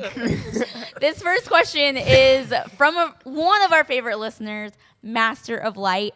How do you calm down a frustrated driver during a race? Depends on the driver. Yeah. Dale Jr., how do you calm him down? you don't Let 'em really. go. Yeah, you key the other. You actually just don't key up the button. You calm every effing name that you can think of in the book. So Well, Steve Letard acts like he was some master psychiatrist with Dale Jr. Is that not the case? no, I mean Letarte did a really good job of setting the bar early. Like, look, if you're gonna, I'm your boss basically, and you're gonna be here an hour before an hour before we're on track. You're not walking in here as cars are rolling out. You're gonna be in here. We're gonna talk about the practice plan. You're gonna be in, go over everything, and it was the perfect point, like Dale Jr. talked about at the show. Many of you weren't there, but he talked about both of them being at the points of their career where they both needed to step up, and Stevie did a great job of being in charge of that situation, and Dale Jr. did a good job of listening to him and understanding what he needed to do, but no, usually when a driver like him starts losing his cool on the radio, honestly he didn't do it as much with Stevie at all. I mean, Stevie had a goal for that run, and he made sure we knew it, and that was what it was. And if there was a problem with the car, you told him what it was so we could work on it, and that was it. There's other guys that you don't go faster when you lose your cool. I can tell you that right now. I've never seen a guy be mad at the car and speed up. They all slow down. So the quicker you can mentally handle that yourself, and spotters can try to help, but a lot of times when you say something, they use that as fuel to the fire. But my favorite is when you say you're faster running the bottom, and they'll move down and slow down a half second. And it's yeah, like, and then you got okay, you proved your point. Yeah. You did that on purpose. We're Yeah. not that stupid. It's different. It's different driver to driver. There was guys that I worked with that Bubba is a perfect example of just kind of let him go. Like a lot of times I'll tell him, just don't hit the button. Like I know you want to yell and scream and it gets through, but the last thing you do is argue with him. That's not going to help. That's not going to help anything. It's just a calming voice of, all right, yeah, I get it. Yesterday we were struggling in the beginning of the race, and it's just like, okay, we suck right now. Just get me to the next pit stop. That's all we're doing right now. Like, we just focus on getting to the next pit stop, give him a chance to work on it, because a lot of times when you're frustrated, you'll make a mistake and hit the fence, and now instead of being able to work on the setup of the race car, you're fixing quarter panels or whatever. But then there's other guys that it's just like, stop hitting the button, please. Yeah. Like there'd be guys worked with recently that they hit the button and they slow down 3/10, and it's like, you're just hurt, like stop talking. Like, I don't care what you do, please just stop pushing the button, because you're just making this worse. Like, so you got to know how to handle each one. And some guys want to be kind of talked off the ledge. Some guys just want to fight with you. So Bubba, at times, we've talked about it before, like, he just wants somebody to argue with, like, and just so know that somebody else is with me in this. I know we're both pissed off. Let's just. Is that what happened on Twitter last week with Ryan? Yeah, him and Ryan. That was pretty funny. But yeah, that's just the way you just handle each driver differently, and obviously But some personalities more than others. Some of these young drivers look for veteran spotters because you can, and if they they look for the guy that'll tell them, hey, quit that. Drive your car. Tell us what you need. And if the driver has the respect to the spotter like that, then I think it's a good combo too, because we've seen a lot of stuff, and you can keep guys out of trouble, and you can keep them focused. That crew chief needs, and the engineers need to be working on what they can do to make that car faster. And screaming and complaining and stuff doesn't make the car faster. Hey, this is what I'm fighting. But sometimes it helps to have that veteran guy up on the roof telling you, hey, get back in your rhythm here, hit your marks. We're going to ride this out, maintain the best you can. You might lose a spot or two, but let's ride this out and work on the car and see where we end up. 36 spotters on the roof on a Sunday. What percentage of spotters actually have a good enough relationship with their driver to calm them down and have an honest accountability talk with them? Less than half. Oh, I'd say it's way less than half. If you just look at the combos, a lot of them guys don't have relationships during the weeks. Like they don't talk to the and driver. Some of them, like on the other side of that, some of them just want to be the driver's best friend. You know what I mean? And they won't hold them accountable, or they won't, they'll kind of agree with them. And then you don't want to really put yourself in that position, because then the driver's going to car and the spotter goes, yeah. And then you're like, the team guys go, that guy. You don't. Like, you said our car was yeah. Even the guys that are experienced, I remember specifically last year at Martinsville, Brad and Denny got to bumping each other, and they're turning each other down the straightaway. I'm like, quit that. Like, I told Brad straight up, I'm like, quit that. Like, we can't be on pit road in a lap changing a left front tire. Our race is over at that point if you do that. So just quit that. And Brad responds really well to that stuff too. Like, all right, well, yeah, I'm being dumb here, because he tells me, like, hey, keep me straight in there. Don't let me get carried away. And it's nice to know that when you tell him that stuff, that he's like, you know what, you're right. We've talked about this, and I did a Kelly Crandall show a while back, and it's a lot of it also is the people that you surround yourself with, and how much effect family has on it. Like, we've seen guys just run through spotters and run through really good spotters. Another one, just a guy that's probably run through more spotters than anybody, just made another change, and he's had every good spotter on the roof and just made another change, Xfinity driver. And you're like, what in the hell? Like, and it's just because I think people just, they maybe hold him accountable, or some guy, whatever. I don't know what causes it, but there's been times where I've seen guys get fired because they tell a kid, you're an idiot. You shouldn't be doing that. And they go, the parents step in and go, we don't want that guy no more. Yeah. Because, and that's unfortunate. I know who you're talking about. He's been through a lot of spotters, and I don't know that the one now is going to hold him, be like, hey, maybe that's what he wants. Somebody that won't. Yeah. That's the problem, though. Like, you need to have somebody that does. That is the problem. Speaking of spotters, Freddie, I'm going to ask you this question from Justin. Thoughts on Chandler Smith not returning to Kaulig next year? I think for Chandler, it's, he's looking at opportunities elsewhere, and for whatever reason didn't work out at Kaulig. They got some stuff going on there that just that didn't mesh well together, and Chandler's got other opportunities elsewhere maybe. So, it's just a business decision that them guys are going to move forward and mutually agree to do something different, I guess. And from my standpoint, I've been at Kaulig for a few years. I may be there again next year. I may be with Chandler. I may be elsewhere. Who knows? That's all going to come out in the future. I honestly don't know. I have no idea right now what I'm going to do next year. So, I've been there for a long time, and I've been through, 3 or 4. I've been having a different driver for the last 4 or 5 years over there. And so it's a great place to work. I enjoy it over there. We have fun, and we'll see what the future holds. But I think Chandler just kind of making a business decision for himself here.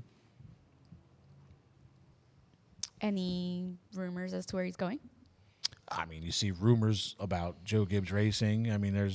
He's got to go somewhere. We talked about last week, guys making decisions. We referenced Sheldon Creed. You can throw Chandler into the mix of guys that have to make decisions about whether you want to be a mid-pack cup driver or a front-running Xfinity driver.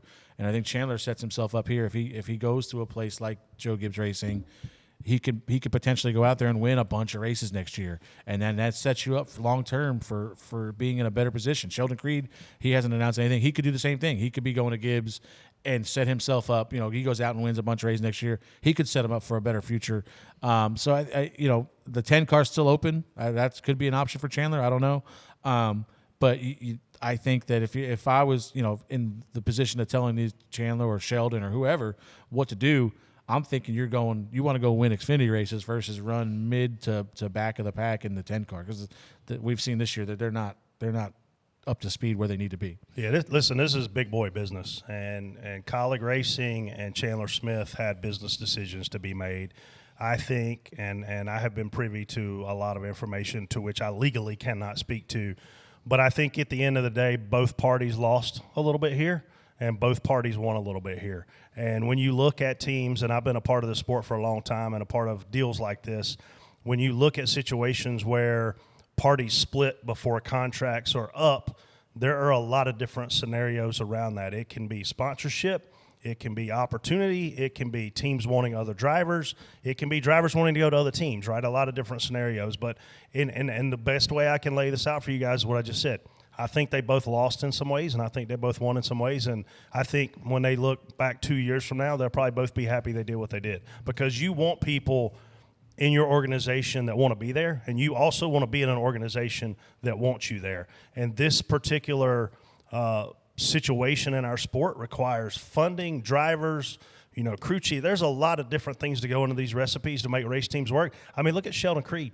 I mean, look at how much better Austin Hill runs than him. So I'm sure that Sheldon Creed, for him to make a change, is saying, I'm not getting the same opportunities Austin Hill is getting. Because you can't walk into Richard Childress' office and say, man, your team sucks, because it doesn't. Yeah. Right? You look at Sheldon Creed now. He's making a move. Wherever he's going, he hopes he's going to win races. If you do not win races, you do not have a 5-year plan in place that's going to work in this sport. I don't care what series you're in. You look at Christopher Belle. He had one win 2-3 years ago. Now he's hot. He's not going anywhere. William Byron, setting the world on fire. He's not going anywhere. The only way to solidify and cement your place in this sport and in this space is to win every year and win often. Otherwise, you don't know when they're going to cut you loose. How common is it for drivers or teams to ask to be released or end their contracts early in NASCAR? I mean, I've known so many scenarios, KC, where that's happened, where drivers have walked in and asked to be released.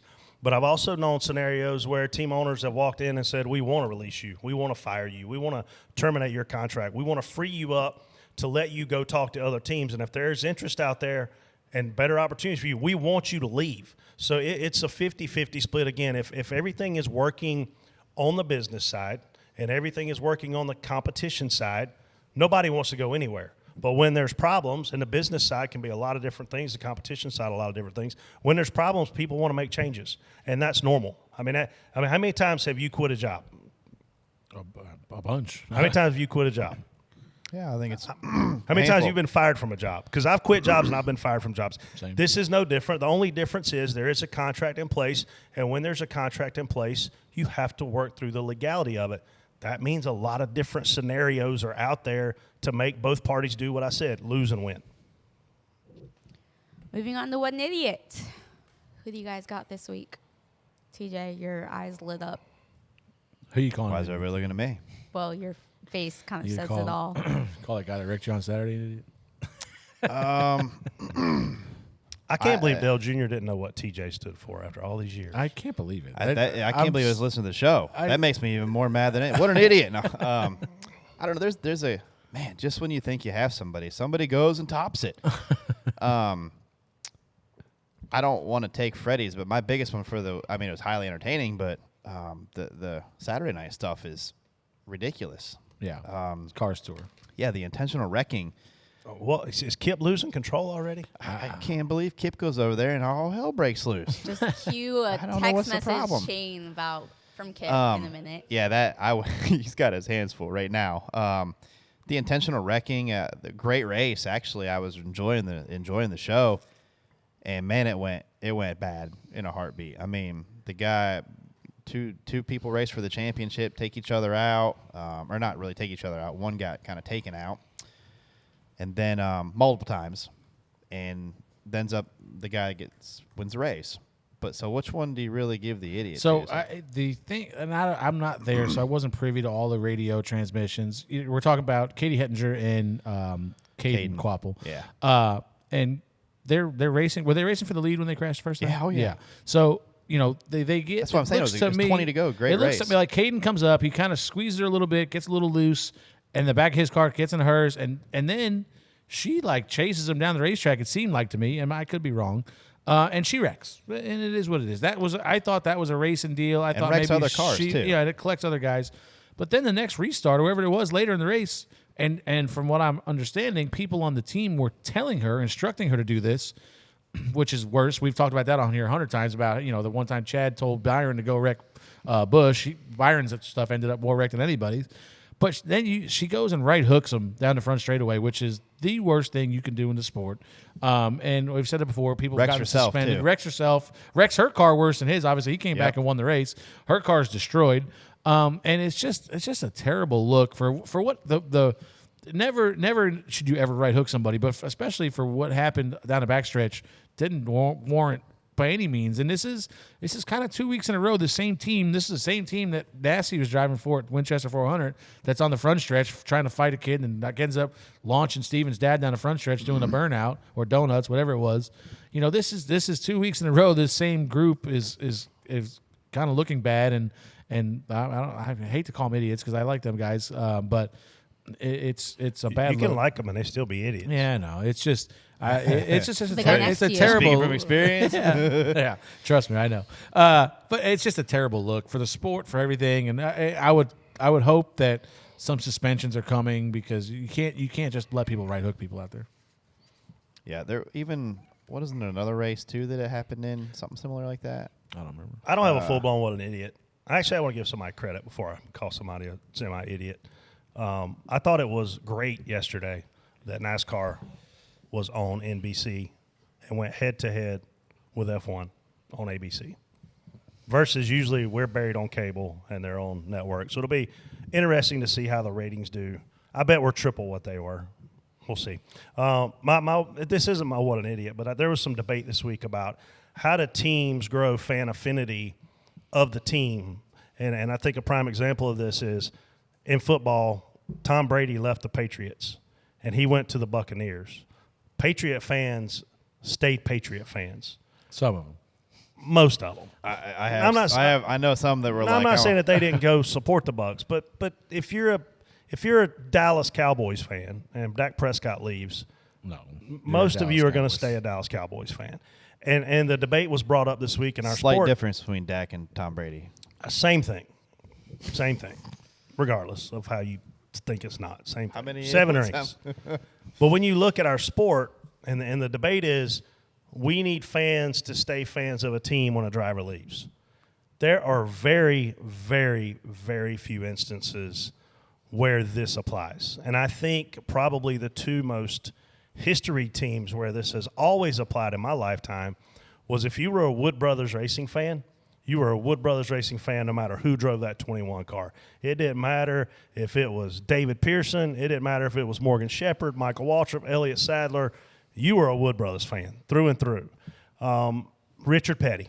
You grew up a Richard Petty fan. You were a 43 fan. No matter who drove that car, you remained somewhat of a Petty fan. Obviously, Richard Petty is now not in an ownership role, so that's changed a little bit. Trackhouse is probably the closest thing I see right now to trying to develop the brand and do things that would make a fan stay loyal to a team. But at the end of the day, if Brad Keselowski sells his interest in Roush Fenway Keselowski today and he leaves and he goes to Rick Ware Racing, every single Keselowski fan is going to leave and go with him. It's just the way it is. Our fan base grows up attracted to, and I don't mean physically, I mean genuinely attracted to a person's persona, their talent, the color of the car they drive, all these things. But we form a relationship with the driver. That's never going to change for race fans. We're never going to stick around at a team when a different driver might have got my driver fired or my driver might have quit to go somewhere better. Like I think the debate was brought up, and I'm all for being a part of the debate.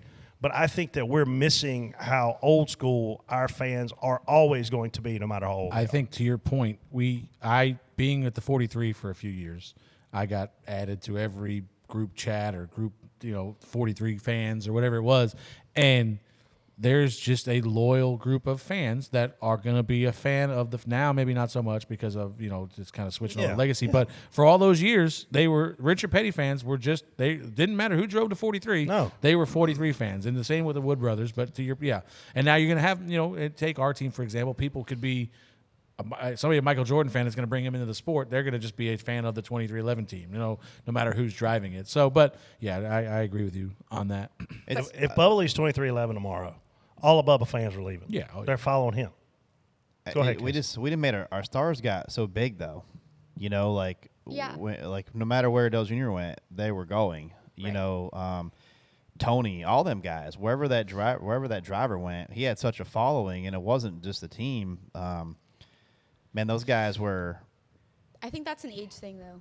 I think, to your point, Wood Brothers, like right now, I think Blake just messaged us, like 2311 in Trackhouse, you do see how they're making efforts to have that same affinity, have the same fandom that a Wood Brothers had, the history, the relationships that they have with their fans. I think they're doing a good job, and I do think that this is an age where the older demographics were just more loyal to a team because of where they started. Well, plus, if you look at it, whenever whoever wins the race, you don't know who them crew guys are. You don't know who that mechanic is. You don't know. You might know the crew chief, but you might not know the crew chief though. You do now with. I not feel as like much. I mean, when a with little some kid watches teams- when a kid watches that driver win, he doesn't. All he knows is that driver. He doesn't know most of the time. But with social media, I think Joe Gibbs Racing has done a great job of highlighting their pit crew and highlighting the guys behind Who's the the crew scenes. chief for the 42 Cup car, Casey? I'm not saying them. I'm saying Joe Gibbs I'm Racing. saying people identify with drivers. Drivers I are agree. the stars. I agree, but I do think teams have done a better job now. More recently. I don't disagree with that. I'm just saying, like, if Tony Stewart leaves Joe Gibbs Racing to start Stewart Haas Racing, he's going to take all of his fans with him. The only thing I think you have an opportunity to capture your fan is Jeff Gordon retires. All right. Now, who's going in the 24, right? Dale Jarrett retires. Who's going in the 88? Rusty Wallace retires. Who's going in the 2? I mean, this year, Kevin Harvick is retiring. You think all those fans are going to jump on the Josh Berry bandwagon? No. Some of them are. Look at Bowman. you think- Bowman inherited A perfect example decent of that fan base. is Jeff Gordon. Jeff Gordon retires. Who goes into 24? William Byron. Chase Elliott. Chase. Chase Elliott, and they realize we're going to build a whole different brand around Chase Elliott. Yeah. Chase Elliott's got to get in the 9 In the because 9. and then Yeah, his and dad's then number. and then you put Byron in the 24. But that's just that was a case of this is not the Rainbow Warriors anymore. This is Chase's team. Well, not really. All right, let's go and switch Chase to the 9 and put somebody else in the 24. I forgot about that. So it's just it is based solely on driver. Look at Bowman, though, man. He inherited. One of the team owners said, and it might even been Keselowski that said this, it's a terrible return on investment for us to invest in what that is. And I agree with whoever said that because the affinity is always going to lie, for the most part, in the majority, with the driver. Yeah, and Dale leaving, but Bowman has never really had his own identity. He replaced Dale in the 88. Then he replaced Jimmy in the 48. He's got a decent fan base. But I think a lot of it became because he was replacing Dale. It's because he filled in for him. Yeah, he filled in for him, and then he replaced Dale in the 88. Now he's replacing Jimmy in the 48. Why does Josh Berry have a big fan following? Dale Jr. Duh. Hands down. Might as well But do change you his name to guys- TJ. TJ Berry. Do you guys notice that with William Byron specifically, obviously being in the 24, that brings a whole new fan base. But I feel like just more recently with his success that he's had on track and how much he's grown, I see more William Byron shirts out there than I did before. Yeah, winning doesn't suck. Right, but meaning like what you're saying about teams and drivers, yeah, he did get that fan base when he inherited the 24, but like he's also making a name for himself in a different light with his success, where it kind of died down a little bit once Jeff retired. It's the same as Chris Buescher. Right. I've seen nobody. more Who the Chris hell Buescher. did you ever see a Chris Buescher shirt before this year?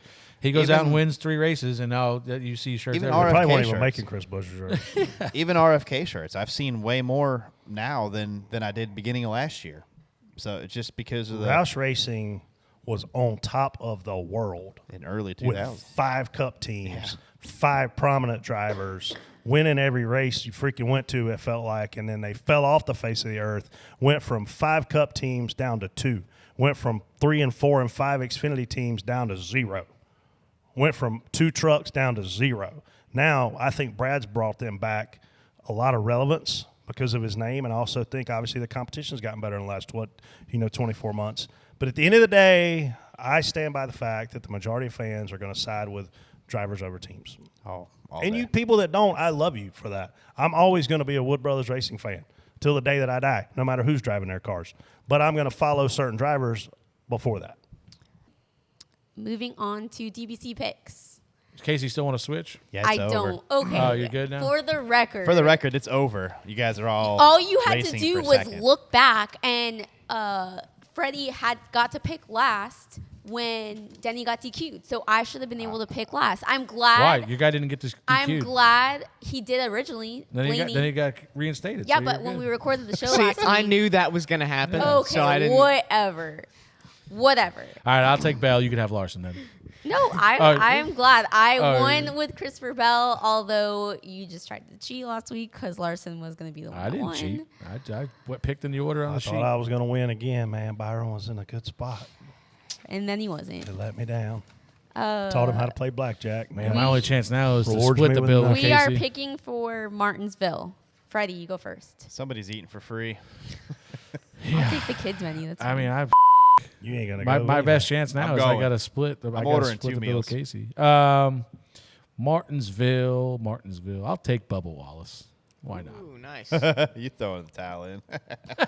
I won with Bubba here last year in DBC picks. I don't remember where we finished, but Never mind. what? Never mind. What were you gonna say? What are you gonna say? I don't. I was going to tamper with the picks. Oh, okay. don't do it. Wait. Just wait. Why? Who's next? TJ. Actually, Brett's probably I think next. it's my turn. Yeah. Oh, this is wrong then. Andrew. Math's hard. Andrew. This is all Andrew. I'm looking at my phone here. Man, Ryan Blaney. I Jeez. picked him, have I? Nope. TJ. Kind of sucks. He's got to go for points, but I'll take the 6. Oh, we're all picking our own guys.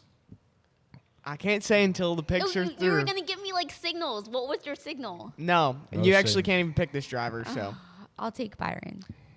you didn't pick Truex. Nah. Dude, you've At seen his Martinsville? average? Guy's got a 50th place average in the Yeah, I playoffs. know. I mean, he's good there. Everybody shaved their beards What were you going to say, Yeah, Andrew? man. they That's did. what I was going to say. in the beginning of the playoffs. Andrew, Oh. we all know Martinsville. Oh, We yeah. all know that. But, like, he's also finished, like, How's that working out? yeah, like, it's like behind Ty Dillon. Fair enough. What's Martinsville? Saturday, Sunday for y'all? Friday, Saturday, Sunday. Xfinity practice and qualifying Friday evening. For 15 minutes? 20. 20, yeah. So you got to drive all the way up there to do a 20-minute practice. Yeah, pretty much, yeah. It's okay. I'd rather do that than drive up there and do a 4-hour practice. So, I'd rather drive over Saturday morning at practice and do it all in one day. that would be ideal, but I'm good with it. Just Xfinity, no trucks. Trucks are off till Phoenix. I hate it. Correct. Why? I hate it. Why do I hate it, or why are they No, not why? there? Yeah, It makes no sense. It's a good track. it's I think it's back next year, but It's close to home. They go all the way to fucking Portland to race, right? Oh, God, here we But go. we can't race in Martinsville? Can we study economics? Anybody? They're running Chicago, too. Anybody No, want just to study kidding. They're economics? not running. Oh, my was God. gonna It's just, it sucks. Like, I would rather the truck series end this weekend at Martinsville with their championship weekend than to go to Phoenix. could you imagine that bloodbath? That would actually. Oh, it'd be epic. Cars Tour 2.0. Epic. I feel like the truck series at Martinsville is a very fitting identity for a championship They had race. for such that great series. races there. I mean, they They turn into also- she shows every They once do. in a while. Oh, but they do. But I'm here for it. But it's just, Yeah, man, I agree.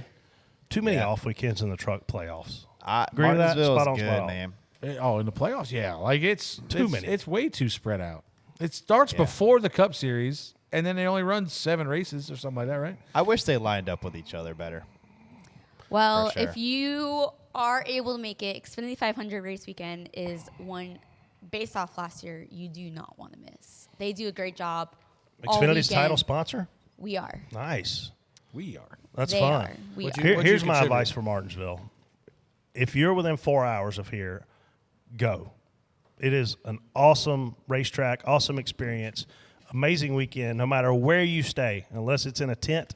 Do not sleep in the town of There is Martinsville. there is cold. not a bad seat in There the ain't, house. there ain't a good hotel in town. I got a either. buddy named Dylan that's coming up there. He's celebrating his bachelor party in Yeah, Martinsville. tell them this story. And what? Tell them a story about you text me and say, where should they do for their He said, "Where should I text?" Because I text Brett and Josh Williams who lives up there, and he texted me and he said, "Where should we go? You know, we're going bachelor party. We got to find something to do on a Friday night, I guess." And I'm like, I don't know. I can't really help you in Martinsville, but like, go to the Dutch Inn. And I text Brett, and he said, go to Uber to Nashville. He said, what I need to tell my friends to do that are on a bachelor party this weekend at Greensboro. I said, get an Uber to Nashville. They're not even at Greensboro. They're staying at the track. So I was trying to tell them to go to Greensboro. You know what happens? But I if you think go they're to the going. Dutch Inn? They built a new casino in Danville, so I sent them over there. Oh, nice. Yeah. Danville's a really cool town, pretty town. Do you know what happens when you go to the Dutch Inn? What happens? The Dutch flu. The Dutch flu. Not anymore, right? They still let them smoke in there? Surely not. If I would guess, I'd do say they serve yes. martinis? That'll give you the Dutch flu too. The Flying Dutchman inside the Dutch Inn is a iconic this kid's a modified driver from Riverhead, and I told him, I said, you have, as a rite of passage, you have to go have a drink at the Dutchman. Multiple. That was the place back in the day for modifieds. I'm sure probably for No, listen to me, man. Of all the places we went, the two number one places to go in the 90s and early 2000s was the Sheraton at Dover, which is no longer. The entire hotel is now closed down. And then the Dutch Inn at Martinsville, because those were two bars that you knew you could walk in and there'd be anywhere from 8 to 12 cup drivers in there, having a beer, hanging out with the fans, dancing, singing karaoke. Normal lifestyle. You think normal? How many cup drivers did be in there this weekend? 0. Maybe Denny. No chance. Not a chance. Yeah, he's gonna in that Fire City ward of that concert. The helicopter ain't gonna leave the track and drop him at the Dutch Inn and then come back to his house. If there is a spot in the helicopter, I would love to be on it. But Denny, Martinsville, if you're listening Martinsville right now. has got to be on your freaking bucket list. Oh yeah, 100%. I tell everybody every time that's the answer when everybody asks me my favorite track. Yeah, it's really great. I appreciate y'all listening. Hold on Sorry, a second. Casey's in a hurry. I got a quick question. I'm not for you. in a hurry. I got a quick question for you, and I meant to bring it up earlier and I didn't, but I want to ask you anyway. So Luke, that was not 38 truck gets black flagged. I mean, disqualified for DQ'd for the windshield. Race is not being in there. It was very obvious during the race, if you were watching and have any idea what you're looking at, that it's illegal. It's obvious. Yeah. Should NASCAR have made them pit and fixed it then? Let me ask you: is it a safety issue? Is it caved in enough to where if something hits it, it's a safety issue? Potentially. Because if it is, then I have to say yes. Otherwise, I think you have to take it after the race and find out what happened. Because so many times in our sport, I mean, listen, TJ remembers this. The last thing you wanted to see Jimmy Johnson do in a race when he was so dominant was to be struggling and hit the wall and then have a chance to come down and Chad Knaus and his team work on that thing for 5, 6, 7 laps under caution. So, I mean, my question is, what's wrong? We saw back in the day. If they did a too good of a job of flaring out their skirts, or the jackman ran into the side of the car and flared out the right rear too much, they made you come in and fix it. Now you watch this guy running down the front straightaway with his whole windshield caved in. Like, why are you not telling him you better come and fix that now? Because you're altering the playoffs the whole race when people are. He's leading the race, and people are reacting to, this guy's going to win. Now I've got to do something different. To where we can all see, like, this guy's not going to win no matter what happens because he's going to get disqualified because his windshield's caved in. Is there a scenario to which that windshield would have been admissible and permissible? I mean, I guess if it's damage, maybe, but because if you're NASCAR, do you know why it's failed? Can you say, man, this wasn't the team's fault? Listen, Michael Waltrip beat Elliott Sadler at a truck race at Daytona with half a rear spoiler. Oh, wore him out. I mean, we're leading coming to the checker. Michael pulls out and drives by us running 40 miles an hour faster than we could run because he only had half a rear spoiler. Should he have been allowed out there? No, but they deemed that the rear spoiler came off as part of a racing incident, even though it gave him a freaking 80 horsepower aero advantage. So I don't have enough information about it. But for me, Freddie, I look at it and I immediately say, is this a safety problem? If so, come fix it. Are they cheating? We don't know yet. We're going to have to see how this plays out. All right, sorry, got us off on a tangent there. I mean, they make people come in and fix doors and modifications and stuff. But they didn't modify the windshield during the race. Yeah, well, I guess. It modified itself during the race.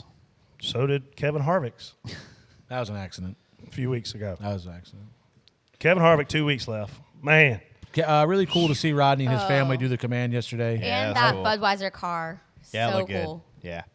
They did a great job. 2 All of their weeks. videos, I don't know who managed it, Josh or Stuart Haas or whatever. Josh Jones ain't managing no videos. Their team, they work on those videos. Jerry They're Maguire awesome. don't know how to make a video. Jerry Maguire. He knows how to be in a video. Y'all are the worst. All I gotta up give in the somebody video. credit. And kick field What do you want to goals. say? Jess, if you listened to the Business of Motorsports a couple weeks ago, Josh gave great credit to Jess and that whole team. She is the best of the best. That's awesome. They got her There you away go. from the Yankees, to be honest with you. Yeah. They've done a great job. I mean, I teared up last week in that video. I think Kevin. I think he could pull off a win in the next one of the 2 races. Well, he's been the man at Phoenix forever, but And he's it's gonna he's be a an good uphill short battle track. to beat the championship. Yeah, for. but I'm just saying, he's good enough. He's good You at gotta these have tracks. a really fast car. Yeah. And it's just for whatever reason, Stewart Haas cars are not fast right now. I think they'll be fast again very soon, but they're struggling right now. Good run for Eric Amarola yesterday. He stole the top 10. Top 10. Yep. Harvick actually got up there in the top 5 or 6 there after the pit It's deal. Kevin Harvick. He's a stud. He's I mean, you talk a about a guy. closer. I mean, he it's unfortunate he didn't win a race this year, but this guy can still get it done, and he's going out. But Yeah.